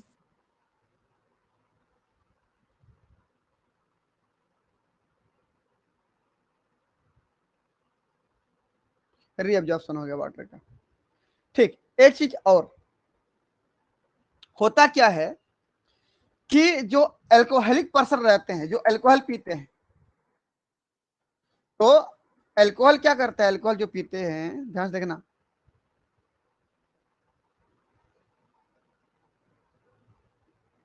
अल्कोहल, ठीक, जो अल्कोहल पीते हैं, अल्कोहल क्या करते हैं, जा करके पोस्टेरियर पिट्यूटरी से जो एडीएच निकल रहा था ना, उस एडीएच के फंक्शन को ब्लॉक कर देता है, एडीएच को काम करने नहीं देता, एडीएच को निकलने नहीं देता। किसके अपोजिट काम करता है बोलने पर, एडीएच के अपोजिट काम करता है। तो अल्कोहल क्या कर रहा है, किसको सप्रेस कर दे रहा है भाई, ब्लॉक कर दे रहा है, ADH को तो जिससे क्या होगा बताइए, एडीएच अब जा नहीं पाएगा, देखो एडीएच आ नहीं पाएगा, ये सिग्नलिंग साइक्लिक एमपी पाथवे चला नहीं पाएगा, एक्वापोरिन 2 को फिट नहीं कर पाएगा, अभी वाटर रिअब्जॉर्ब नहीं होगा। तो वाटर जब रिअब्जॉर्ब नहीं होगा तो कहां जाएगा वाटर, फिर बताओ।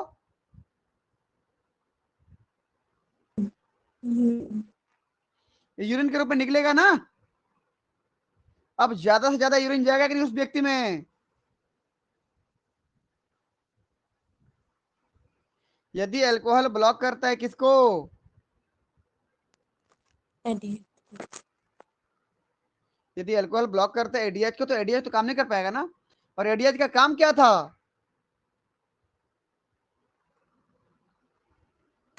वाटर रीअब्जॉर्बेशन कर वाटर रीअब्जॉर्प्शन करना। तो वाटर रीअब्जॉर्ब नहीं होगा तो फिर रिजल्ट में क्या होगा, ज्यादा से ज्यादा यूरिन जाएगा कि नहीं।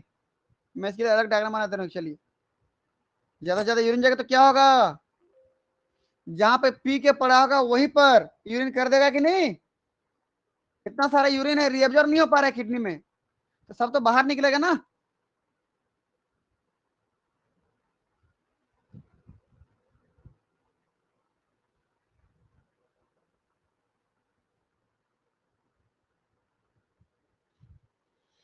देखें भाई एक चीज ना,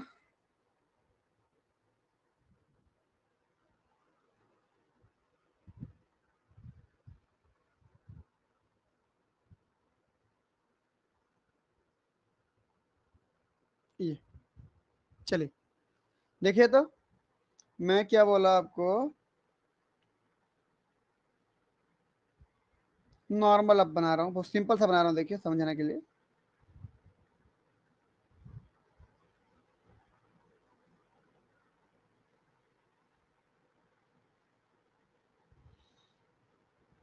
ये था, यहाँ पर समझा दे रहा हूँ ऐसे बस, ये था वाटर कहाँ से, collecting distal convoluted tubule, collecting tubule और कलेक्टिंग डक्ट, इन तीनों से वाटर क्या हो रहा था, रीअब्जॉर्ब होकर कहाँ पे जा रहा था, ब्लड में। इसको करने वाला कौन था, ADH एडीएच, ठीक, ये एडीएच आता और इस वाटर रीअब्जॉर्प्शन को कराता,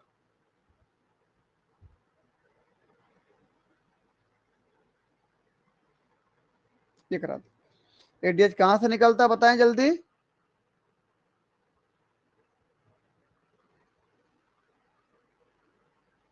posterior pituitary बिल्कुल पोस्टर पिट्यूटरी से निकलता। मैं बोला कोई अल्कोहलिक पर्सन है, उसके शरीर में ऐसा हो रहा है, तो जो अल्कोहल पिएगा, जब अल्कोहल उसके शरीर में जब जाएगा, बॉडी में जाएगा, तो वो क्या करेगा, बोला मैं, किसके फंक्शन को रोक देगा? ADH। एडीएच का फंक्शन रुक जाएगा। जब एडीएच का फंक्शन रुक जाएगा तो वो कोई भी सिग्नलिंग नहीं चल पाएगा। जो साइक्लिक एमपी पाथवे चलता था, एक्वापोरिन 2 का फ्यूजन होता था, कुछ भी नहीं हो पाएगा वो, तो ये काम नहीं कर पाएगा। जब ये काम नहीं कर पाएगा तो ये तो काम नहीं चलेगा, तो वाटर रिएब्जॉर्ब नहीं होगा। जब वाटर रिएब्जॉर्ब नहीं होगा तो सीधी सी बात है, वाटर कहाँ पे स्टोर होते जाएंगे?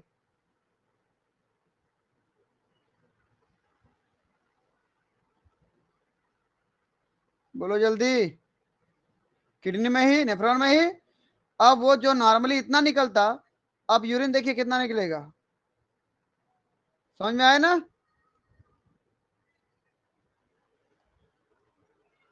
हाँ कि ना?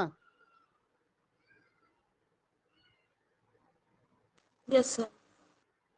मोर यूरिनेशन। तो अल्कोहलिक पर्सन को ज्यादा यूरिन होते हैं, क्यों? क्योंकि जो यूरिन एक बार आ गया कलेक्टिंग ट्यूब्यूल में, कलेक्टिंग डक्ट में, डिस्टल कन्वर्टेड ट्यूब्यूल में, वो रिएब्जॉर्ब होते ही नहीं, हो ही नहीं पाता है। क्यों? रिएब्जॉर्ब करने वाला जो हार्मोन रहता है वो इनहिबिट हो जाता है। एडीएच हार्मोन इनहिबिट हो जाता है, काम नहीं कर पाता है, अल्कोहल उसको ब्लॉक कर देता है। इसलिए ज्यादा से ज्यादा यूरिन के रूप में वाटर बाहर निकल जाता है। क्लियर है कि नहीं, बताएं? इसलिए ना क्लियर है। पियक्कड़ लोग जहां पड़े रहते हैं वहीं पर यूरिन कर देते हैं, बोल रहा हूं ना। और जब इतना यूरिन जा रहा है तो आयंस वगैरह का भी लॉस हो जाता होगा बहुत सारा, तो क्या होता है, उनको बहुत कमजोरी महसूस होता है, क्योंकि बॉडी से पानी का लॉस हो गया है, पानी के साथ कुछ आयंस भी चले गए हैं, वाटर का लॉस हो गया है, तो उनको बहुत कमजोरी महसूस होता है। कितना भी ताकतवर क्यों ना हो, शराब पीने के बाद जब यूरिन एक दो बार कर लेगा तो उसका शरीर ऐसे ही कमजोर हो जाएगा। क्लियर है? Yes.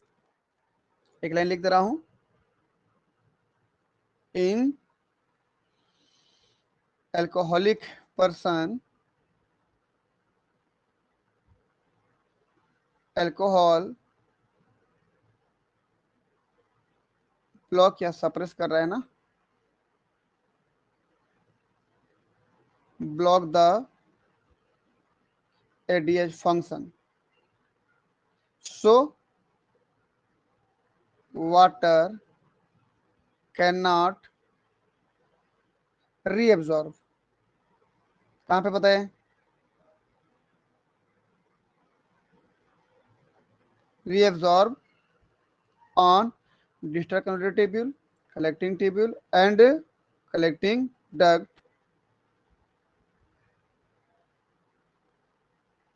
and result will be, क्या हो जाएगा?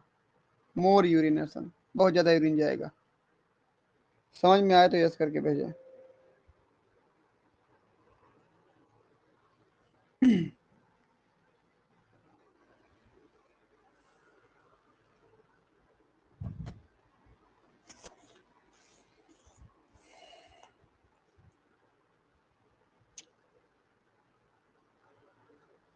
ठीक है, आगे बढ़ते हैं।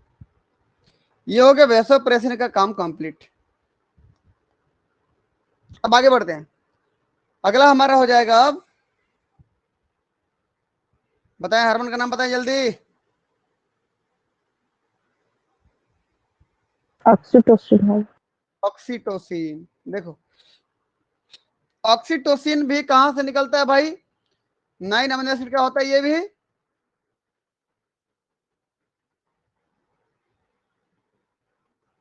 9 अमीनो एसिड पेप्टाइड हार्मोन, ये भी 9 अमीनो का बना हुआ हार्मोन होता है, पेप्टाइड हार्मोन है। कहां से रिलीज होता है? बोले release from posterior pituitary, released from posterior pituitary. लेकिन याद रखना बनता कहां पे है? हाइपोथैलेमस में। बनाने वाला कौन है? Paraventricular nuclei. ठीक, चलिए ये सब ना हम बाद में पढ़ेंगे, काम क्या करता है देख लेते हैं, फिर कमेंट पढ़ लेंगे हम, फिर ज्यादा समझ में आएगा। ऑक्सीटोसिन का सबसे पहला काम क्या होता है देखिए, तो मेन दो काम है, एक तो बच्चे को पैदा करने में मदद करना और दूसरा लैक्टेशन कराने में मदद करना। बच्चे पैदा वाला पहले देख लेते हैं। चलिए आप ये समझ लीजिए कि बच्चा अभी अंदर डेवलप हो रहा है, बातों को समझें।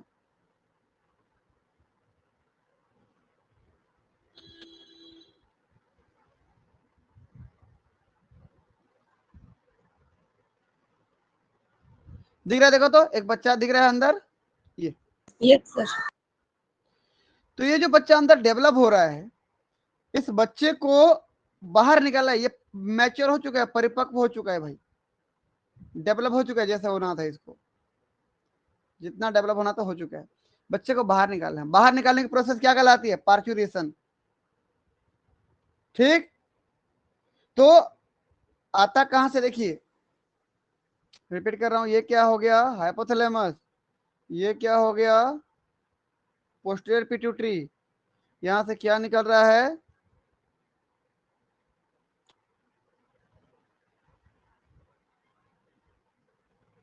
देखिए तो इसको कर लेते हैं,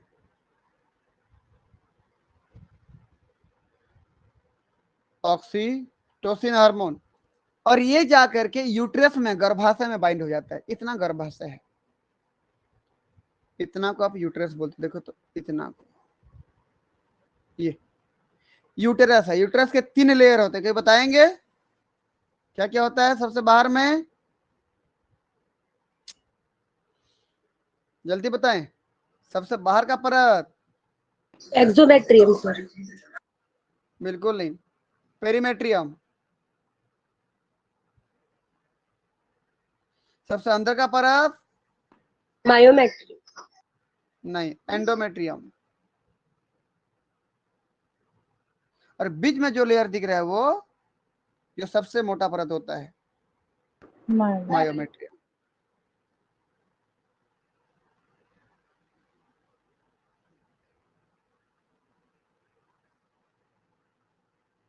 मायोमेट्रियम में जितना भी सेल्स दिख रहे हैं, देखिए देखिए भाई, ये मायोमेट्रियम हो गया, इधर का देखिए ये मायोमेट्रियम हो गया। ये तो मायोमेट्रियम में जितना भी सेल्स होते हैं वहां पर ऑक्सीटोसिन के रिसेप्टर्स पाए जाते हैं। ये बना लेते, देखिए ये रिसेप्टर, देखिए ये कहाँ होते हैं बोलने पर?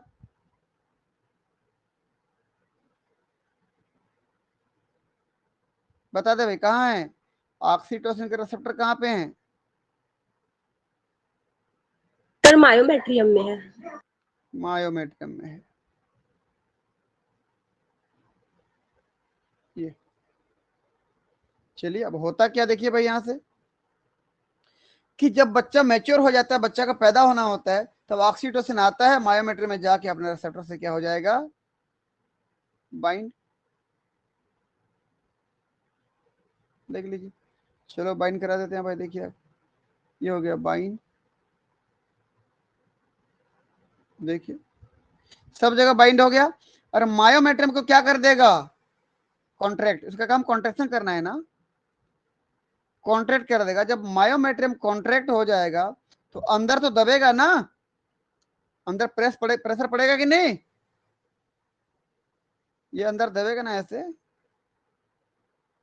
जब संकुचित होगा, कॉन्ट्रैक्ट होगा, तो जब ऐसे प्रेशर पड़ेगा तो अंदर जो बच्चा था वो बाहर निकल जाएगा ना। अब तो भाई जब होली में पिचकारी मारते हो तो पिचकारी डिब्बा के अंदर पानी भरा होता है, रंग भरा होता है, बाहर से दबा देते हो तो पिचकारी से रंग बाहर निकलता है कि नहीं?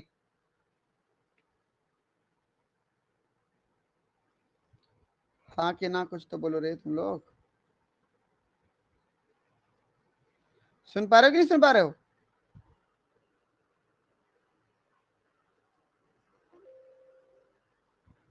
यस। सुन पा रहे हो ना? हाँ सुन रहे हैं। हाँ तो हाँ ना बोला करो ना, मैं लगा कि लेफ्ट हो गए सब। रिकॉर्डिंग ध्यान देना ना। तो मैं क्या बोला आपको, हाँ जिस प्रकार से होली में पिचकारी डिब्बा के अंदर रंग भरा होता है, पिचकारी को बाहर से दबाते हो, बाहर से कॉन्ट्रैक्ट करते हो तो अंदर का पिचकारी बाहर निकलता है। सेम ऐसे जब ये ऑक्सीटोसिन आके मायोमेट्रियम में अपने रिसेप्टर से बाइंड होगा, जैसे रिसेप्टर से बाइंड होगा उसको कॉन्टैक्ट करेगा तो अंदर का बच्चा तो बाहर आ जाएगा ना। जब अंदर का बच्चा बाहर आ जाएगा प्रोसेस क्या कहलाएगा? पार्चुरेशन।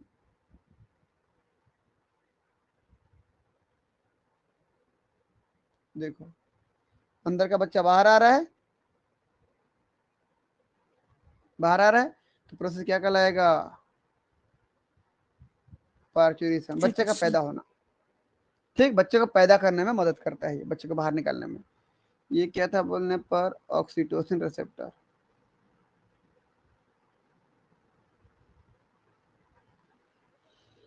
ठीक है, कमेंट पढ़े थे, देखिए तो।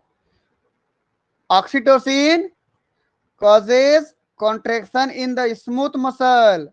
कौन सा मसल है? मायोमेट्रियम ऑफ यूटेरस, गर्भाशय की बात कर रहे हैं। And help in the parturition, बच्चे पैदा करने में मदद करता है। और बर्थ ऑफ बेबी, बेबी को बाहर निकालता है। So it is called birth hormone या पार्चुरेशन हार्मोन। इसलिए ऑक्सीटोसिन को और किस नाम से जानते हो? क्योंकि इसकी वजह से बर्थ होता है, बच्चे पैदा होते हैं, तो बर्थ हार्मोन या पार्चुरेशन हार्मोन के नाम से जानते हो। क्लियर है? Yes sir. चलिए ये हो गया। और जब बच्चा पैदा हो गया तो बच्चे को तो दूध पिलाना पड़ेगा ना। अब तो अब दूध पिलाने के लिए मेमोरी ग्लैंड की बात करो आप। ये देखो मेमोरी ग्लैंड,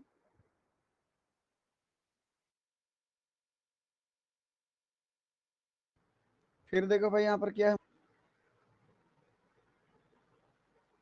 ये पोस्टीरियर पिट्यूटरी, वहां से क्या निकला बोलने पर? ये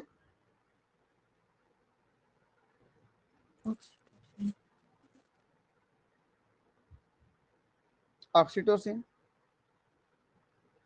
अब देखिएगा, आपको मेमोरी ग्लैंड का स्ट्रक्चर दिख रहा है, इंटरनल स्ट्रक्चर। Yes sir. हाँ ठीक, चलिए इंटरनल स्ट्रक्चर में देखिए लाल लाल कुछ गुंबद गुंबद जैसे स्ट्रक्चर बना दिया हूं मैं। ठीक है, लाल लाल गुंबद गुंबद जैसे कुछ स्ट्रक्चर आपको दिख रहे होंगे, दिख रहे हैं ना? जूलॉजी वाले कोई हो, जुड़े हो?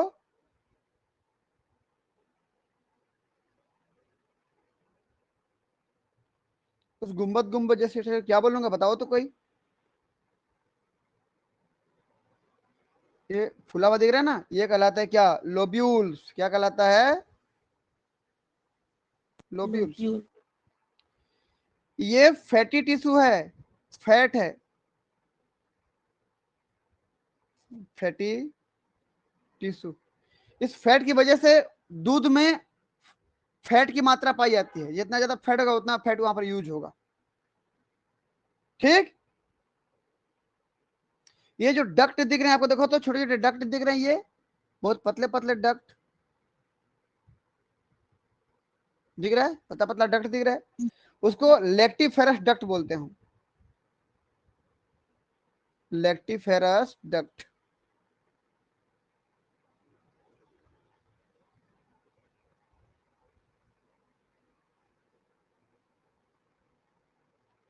इसी से दूध बाहर निकलता है, मिल्क बाहर निकलता है। समझ में आया? एक चीज देखें तो, ये जो आपको एरिया दिख रहा होगा, ये टिप वाला एरिया जहां से मिल्क बाहर निकलता है, और टिप वाला एरिया निपल्स कहलाता है। यहाँ पर कई सारे लेक्टिफेरस डक्ट मिल रहे हैं, देखो आपस में इकट्ठा हो रहे हैं ना, और निपल्स कहलाता है। लेकिन इसका ये किनारा जहां पर डार्क मिलेनिन पिगमेंट पाई जाती है, किनारे किनारे जहां पर बहुत सारे नर्वस सिस्टम होते हैं, जैसे बच्चा मुंह में इस निपल्स को लेता है तो सीधा यहां से संवेदना ब्रेन में चली जाती है, दूध निकालने के लिए उधर से स्टिमुलेशन आता है, ब्रेन में जाएगा, ब्रेन में फिर हाइपोथैलेमस के पास जाएगा, हाइपोथैलेमस से फिर ऑक्सीटोसिन आएगा पोस्टीरियर पिट्यूटरी से होते हुए, तो फिर दूध निकलेगा इधर। इसके लिए आप एनिमल डेवलपमेंट की लेक्चर को देख लेंगे, उसका नोट्स देख लेंगे। ठीक, तो यहां पर क्या पाई जाती है बोलने पर? यहां पर क्या पाई जाती है? निपल्स पाई जाती है। एक मिनट थोड़ा सा,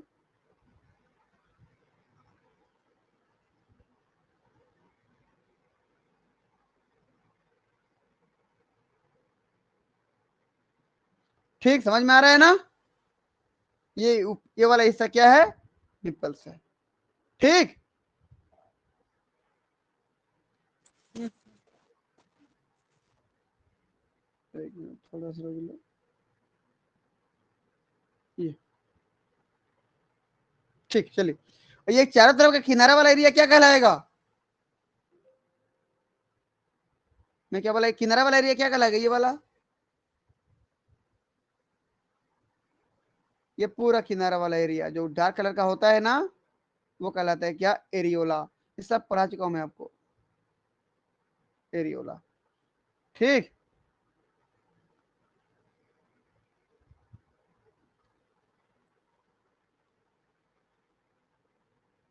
ये निप्पल था। ठीक, चलिए, तो स्ट्रक्चर हो गया भाई। बाकी इधर ये हमारी पसलियां वगैरह हैं, मैं उसकी बात नहीं कर रहा हूँ। ये रिब्स हो गए हैं, साइड से दिखाया डायग्राम को ना, ये रिब्स हो गए हैं, ये सब रिब्स हैं, पसलियां हैं।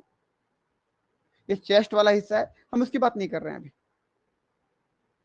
ये आपका स्किन हो गया।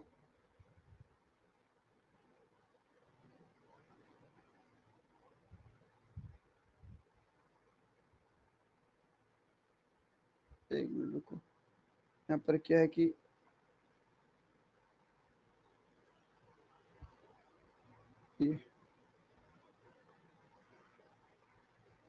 ये हो गया। चलिए, अब एक लोब्यूल की अगर मैं बात करूं, अगर मैं एक लोब्यूल की बात करूं, तो ये देखिए डायग्राम को आप, एक लोब्यूल की बात करो,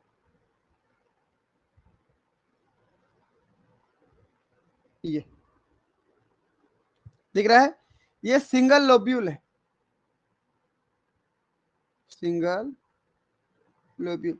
एक लोब्यूल के अंदर कई सारे छोटी छोटी अंगूर जैसे संरचनाएं दिख रहे हैं, देखो तो।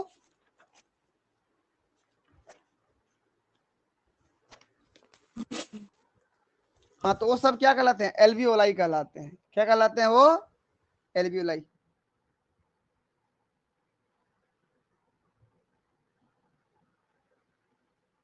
ये सब देखिए, ये ये सब एल्वियोलाई है।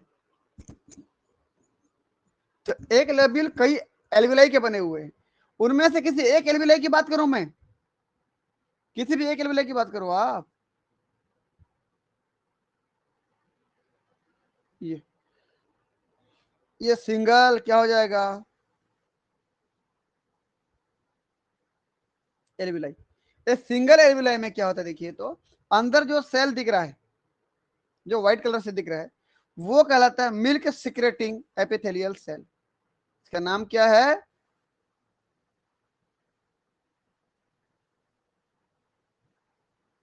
मिल्क सिक्रेटिंग एपिथेलियल, सुन पा रहे हैं ना? Yes. Epithelial cell. और बाहर में जो दिख रहा है उसका नाम है मायो एपिथेलियल सेल। नाम क्या उसका? मायो एपिथेलियल सेल। और मायो एपिथेलियल सेल में रिसेप्टर पाया जाता है, किसके लिए बोलने पर? ऑक्सीटोसिन के लिए। ऐसा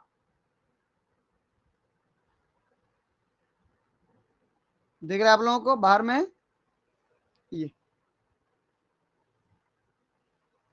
हाँ ना बोलो कुछ। Yes, sir. ये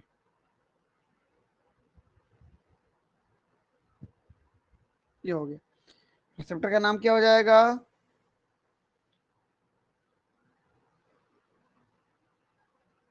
ऑक्सीटोसिन रिसेप्टर। तो क्या होगा देखिए भाई, ऑक्सीटोसिन आएगा,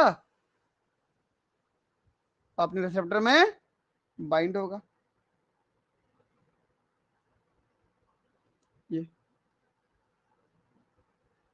ये और क्या करेगा? पूरे एल्वियोलाई को क्या कर देगा? चारों तरफ से क्या कर देगा बताओ तो? कॉन्ट्रैक्ट कर देगा कि नहीं? कर देगा।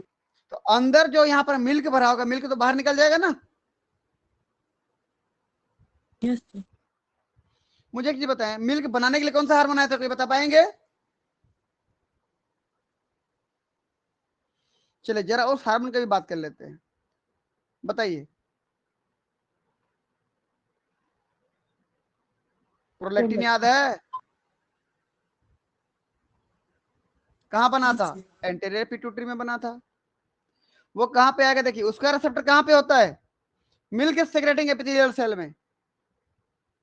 वो आएगा और यहां पर जाएगा। तो जितना भी मिल्क सेक्रेटिंग एपिथेलियल सेल है ना, अंदर का परत दिख रहा है ना आपको, यहां पर जाएगा, यहाँ पे, और उसको स्टिमुलेट करेगा। लिख दे रहा हूं मैं, work on milk secreting epithelial cell for milk production, milk बनाने के लिए, जिससे ये क्या बनाएंगे? देखिए तो क्या बनाने लगेंगी ये सब? मिल्क। मिल्क। समझ में आया ना? ये सब मिल्क बनाएंगे। देखो ये मिल्क बना के कहाँ पे डाल दिए भाई? बताइए, एल्वेओलाई के ल्यूमेन में, खाली जगह पे। आप यहाँ पर अंदर में क्या भरा है भाई, बता दीजिए। यहाँ पर देख लो क्या भरा है अभी, खाली जगह पे मिल्क भर के भरा हुआ है। मिल्क भरा, तो पहले तो प्रोलैक्टिन आएगा, मिल्क बनाएगा, उसके बाद ऑक्सीटोसिन आएगा, ये कहां जाके काम करेगा? Work on mayo epithelial cell. क्या काम है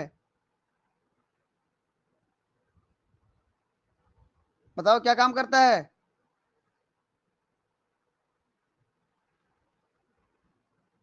कॉन्ट्रेक्शन ना यस। भाई। बाहर में जाके ऑक्सीटोसिन क्या करेगा? बाइंड होगा पूरे को, इस पूरे को कॉन्ट्रैक्ट कर देगा ना, तो अंदर जो मिल्क भरा हो तो बाहर निकल जाएगा फिर रास्ते से, जब कॉन्ट्रैक्ट हो जाएगा तो इस रास्ते से क्या निकलेगा? देखो आप, क्या तरह अलग, इसमें क्या देखिए तो क्या निकल रहा है बताइए आप। देखो ये क्या निकल गया बाहर? मिल्क। मिल्क निकला ना, बेबी के मुंह में चला जाएगा आप, ये डाइजेस्टिव सिस्टम में, ठीक। तो contraction and myoepithelial cell for milk ejaculation, बाहर निकालने के लिए, मिल्क इजाकुलेशन। तो मिल्क बाहर निकालने के लिए ऑक्सीटोसिन, और मिल्क को बनाने के लिए प्रोलैक्टिन। तो पहले प्रोलैक्टिन आएगा, मिल्क बनाएगा, पहले ये आएगा, मिल्क बनाएगा, फिर बाद में ये आएगा, कॉन्ट्रैक्ट करके बाहर निकालेगा। तो समझ में आया ना? तो इसी मदद से ही तो दूध मिल पाता है, बच्चा पी पाता है। क्लियर है? यस। Yes sir. तो इसीलिए माँ और बच्चे का जो एक अलग प्रकार का बॉन्ड रहता है, वो किसी के साथ नहीं होगा। बच्चे का बॉन्डिंग माता से जितना होगा वो किसी से नहीं होगा। क्यों नहीं होगा? देखिए, यदि कोई माँ अपने बच्चे को दूध पिलाती है और बच्चा अभी सामने रो रहा है, तो उसके माँ का इतना प्यार रहता है बच्चे से कि माँ के मिल्क ग्लैंड से दूध निकलना शुरू हो जाते हैं। अब तक बच्चा पिया भी नहीं है और ऐसे ही दूध निकलना शुरू हो जाएंगे।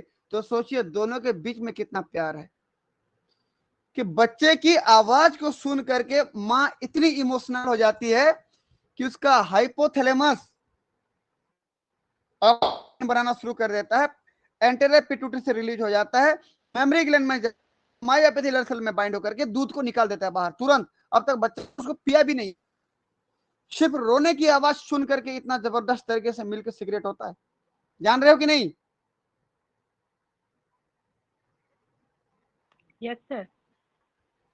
तो बताइए, माँ और बच्चे का जो बॉन्ड है, जो प्यार है, वो दुनिया के किसी रिश्ते का है क्या? नहीं। किसी का नहीं है।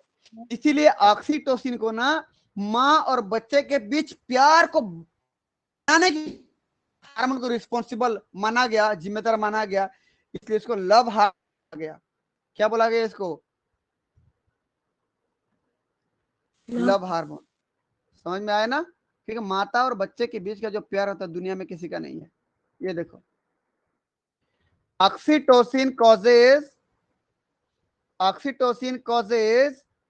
contraction in the smooth muscle myofascial cell of mammary gland and help in the ejection of milk का बाहर निकलना, बाहर निकालने में मदद करता है। लव हार्मोन या कडल हार्मोन। कडल मतलब क्या होता है? कोई बता पाएंगे कडल मतलब क्या होता है?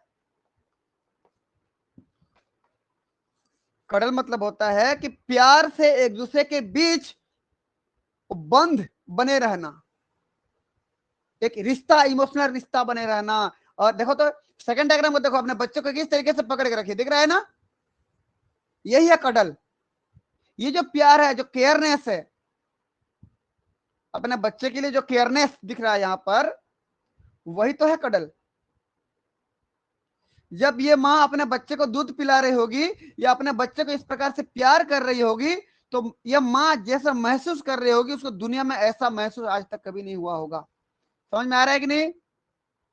एक माँ को सबसे ज्यादा खुशी कब होगी? जब अपने बच्चे को दूध पिलाएगी या बच्चे को अपने ही प्रोटेक्शन में चारों तरफ से घेर के रखी रहेगी, अपने ही आंचल में।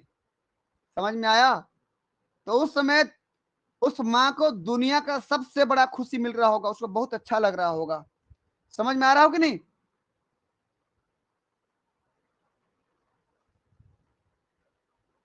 समझ में आ रहा है कि नहीं? Yes sir. इसीलिए उसको क्या हार्मोन बोलते हैं? ऑक्सीटोसिन को फील गुड हार्मोन।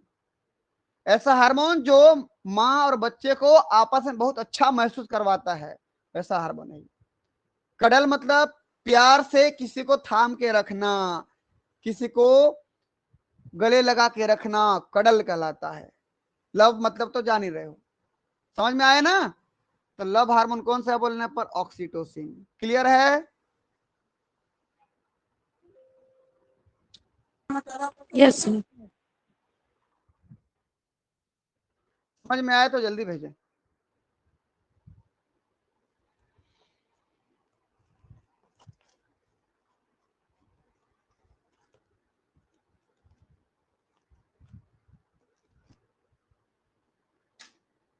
ठीक, चलिए अच्छी बात है, समझ गए तो। मैं एक चीज और बता रहा हूं, अभी ऑक्सीटोसिन वेसोप्रेसिन की बात कर रहा था मैं। तो कितना कितना अमीनो एसिड से बने होते हैं बताएं मुझे?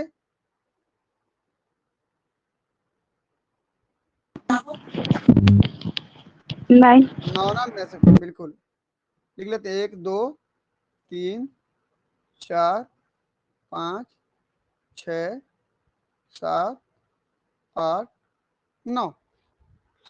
एक तरफ एमिनल होता है, एसिटल। 1 2 3 4 5 6 7 8 9। पेपर में इसको सेव करता हूं, देखिएगा।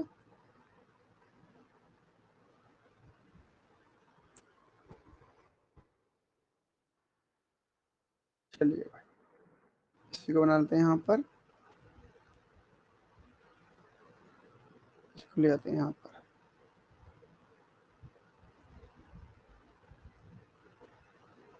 ध्यान से देखिए, आप अगर मैं ऑक्सीटोसिन की बात करूं, ऑक्सीटोसिन की बात करूं, क्या काम करता है बता दें मुझे? अभी तो बोला कॉन्ट्रैक्शन बच्चे को पैदा करवाता है और दूध को बाहर निकालता है। ये 9 मिनट का बना होता है। तो क्या क्या होते हैं देख लीजिए, याद करने की बिल्कुल जरूरत नहीं है। सिस्टीन,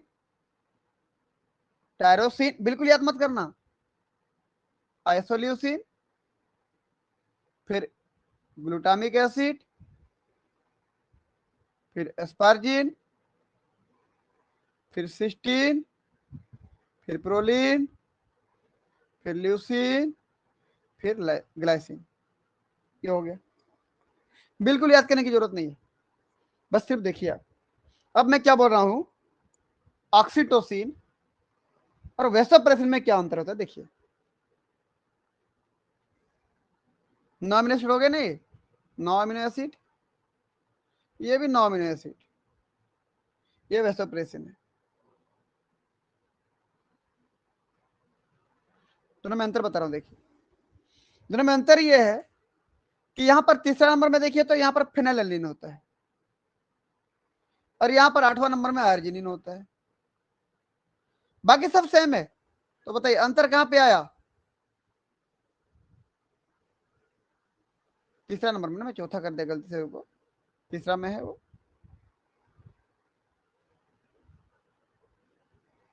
तीसरा में और 8वां में।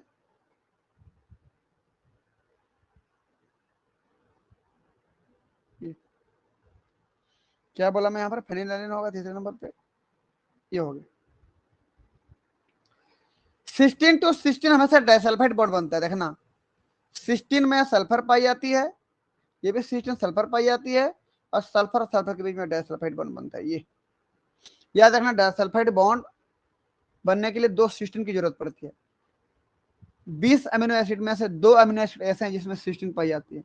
एक मेथियोनिन में सल्फर पाई जाती है, मतलब सल्फर 20 अमीनो एसिड में से 2 अमीनो एसिड ऐसे हैं जिसमें सल्फर पाई जाती है, उनको सल्फर कंटेनिंग अमीनो एसिड बोलते हो। एक है सिस्टीन अमीनो एसिड, दूसरा मेथियोनिन अमीनो एसिड। लेकिन methionine amino acid disulphide bond नहीं बना सकता, इसको हम बायोकेमिस्ट्री में पढ़ेंगे, ठीक। मेथियोनिन वाला कभी भी डाइसल्फाइड बॉन्ड नहीं बना सकता, क्योंकि सल्फर उसके बीच में पाई जाती है। सिस्टीन में सल्फर बाहर में पाई जाती है, इसलिए ये डाइसल्फाइड बॉन्ड बना सकता है। इसलिए 2 सिस्टीन के बीच में हमेशा डाइसल्फाइड बॉन्ड बनता है, ठीक। तो ये बन गया डाइसल्फाइड बॉन्ड, ये हो गया। सेम ऐसे यहां भी हो जाएगा, पहले और 6वें नंबर पे।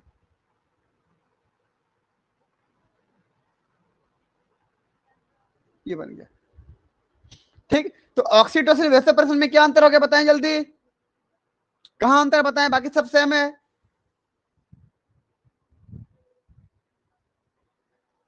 तीसरा और 8वां नंबर के अमीनो एसिड।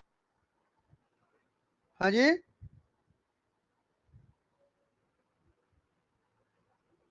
तीसरा और 8वां अमीनो एसिड बस अंतर है ना। जी सर। चलिए अगला देखते हैं। एक और भी बनता है पोस्टीरियर पिट्यूटरी से, ऑक्सीटोसिन वैसोप्रेसिन के अलावा एक हार्मोन और भी बनता है, लेकिन वो बहुत लेस अमाउंट में बनता है, कम मात्रा में बनता है। वो भी न्यूरोसेक्रेटरी सेल के द्वारा बनता है। देखो ये सुप्रा ऑप्टिक न्यूक्लियाई और पैरावेंट्रिकुलर न्यूक्लियाई, और जो है पोस्टीरियर पिट्यूटरी में ना, वो दोनों न्यूरोसेक्रेटरी सेल कहलाते हैं।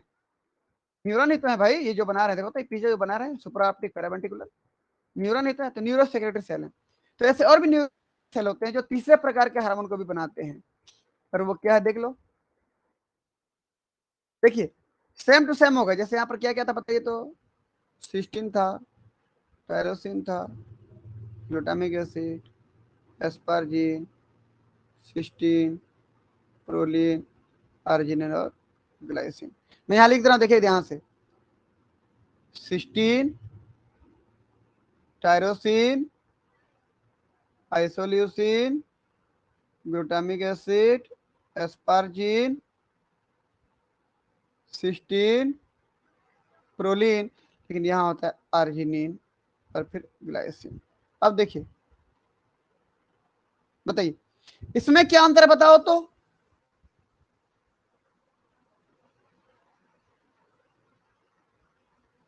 बताओ। ये भी तो 9 अमीनो एसिड का बना हुआ है, 9 अमीनो एसिड का बना हुआ है। इसमें क्या है देखो, इससे इसमें 2 अमीनो एसिड में बदलाव है, तीसरे और 8वें नंबर पे, जबकि इससे इसमें 1 अमीनो एसिड में बदलाव है, वो भी 8वें। जहां पर ल्यूसिन है बस उसके बदले आर्जिनिन है, इतना ही तो अंतर है ना, हाँ कि ना। जी सर। तो इसको नाम दे दे, देखिए क्योंकि चूंकि ध्यान से देखिएगा, इतना किसके जैसा बताओ तो, चौथा नंबर से देखो पूरा किसके जैसा बताओ, वैसे प्रेसिडेंट जैसा है कि नहीं बताओ तो, हाँ जी सर। हाँ, लेकिन इतना इतना इसके जैसा एक ने बताओ तो, ऑक्सीटोसिन जैसा। जी सर। है। तो आधा वेसोप्रेसिन जैसा, आधा ऑक्सीटोसिन जैसा, इसलिए उसका नाम दिया गया वेसोटोसिन। नाम क्या दिया गया? वेसोटोसिन। ये तीसरा प्रकार का नैनोपेप्टाइड है जो पोस्टीरियर पिट्यूटरी से निकलता है। आधा वेसोप्रेसिन जैसा है तो उसको वेसो बोल दिया गया, आधा ऑक्सीटोसिन जैसा है उसको टोसिन बोल दिया गया। ध्यान रखना, वेसो का मतलब वेसोप्रेसिन से था, और टोसिन का मतलब ऑक्सीटोसिन से है। क्लियर है? वेसोप्रेसिन, ऑक्सीटोसिन मिला करके वेसोटोसिन। इनके जो शब्द लिया गया, वेसो ये लिया गया और टोसिन को ये लिया गया, तब जाके क्या बना? वेसोटोसिन। देखो भाई, आवाज आ रहा है किसका? मेरी आवाज सुन पा रहे हैं कि नहीं? जी सर, सुनाई दे रहा है। ठीक। तो अगर मैं वेसोटोसिन की बात करूं, ऑक्सीटोसिन और वेसोप्रेसिन की बात कर लिया, क्या क्या काम करते हैं। अगर मैं वेसोटोसिन की बात करूं तो यहां पर फंक्शन लिख दे रहा हूं।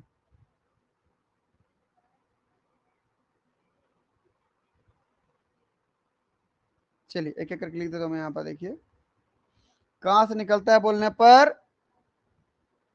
Produced by neurosecretory cell. अभी बोला हूं मैं, produced by neurosecretory cell in hypothalamus and released from, कहां से? Posterior pituitary. पोस्टीरियर पिट्यूटरी से निकलेगा। जिस प्रकार से ऑक्सीटोसिन वेसोप्रेसिन होता है ना, सेम ऐसे ये भी होता है। वहां पर हाइपोथैलेमस में बनता है और पिट्यूटरी से निकलता है। इसको बोलते हैं आर्जिनिन वेसोटोसिन, क्योंकि ऑक्सीटोसिन में बिल्कुल सेम टू सेम है, बस आर्जिनिन एक्स्ट्रा है। इसे उसको क्या बोलते हैं? आर्जिनिन वेसोटोसिन। ठीक। फंक्शन क्या करता है देखिएगा ध्यान से।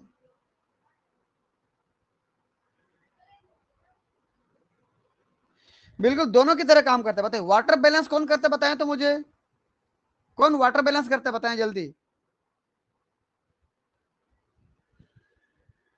वैसे प्रश्न को एडीएच भी बोलते हो ना। वाटर बैलेंस कौन करता है बताओ।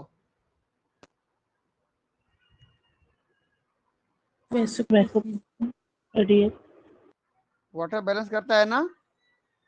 और ये क्या करता है बताइए तो? ऑक्सीटोसिन पार्चुरेशन करता है कि नहीं? अभी तो पढ़े हम लोग पार्चुरेशन, देखो तो ये। ठीक।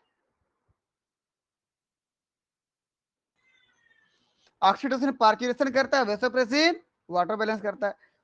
इसका काम दोनों है, इसलिए इसको दोनों को एक साथ लिखा गया, वाटर बैलेंस और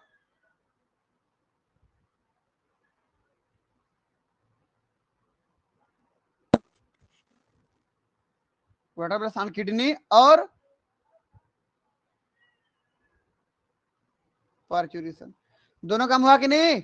वाटर बैलेंस भी हुआ और पार्चुरेशन भी हुआ किया, और इसके जैसे भी काम किया, इसलिए हमने नाम को मिला के दे दिया वेसोटोसिन। दोनों के जैसे काम करता है। क्लियर है? क्लियर। ठीक। तो आज हमने हाइपोथैलेमस और पिट्यूटरी ग्लैंड में से पिट्यूटरी ग्लैंड का पोस्टीरियर पार्ट पढ़ा। इस प्रकार से हाइपोथैलेमस पिट्यूटरी ग्लैंड पूरी तरीके से क्या हो गया? कंप्लीट। नेक्स्ट क्लास में हम लोग नेक्स्ट ग्लैंड को पढ़ेंगे। तब तक के लिए सभी बच्चों को बहुत बहुत धन्यवाद। Thank you. Good night. शुभ रात्रि। Thank you sir, good night sir.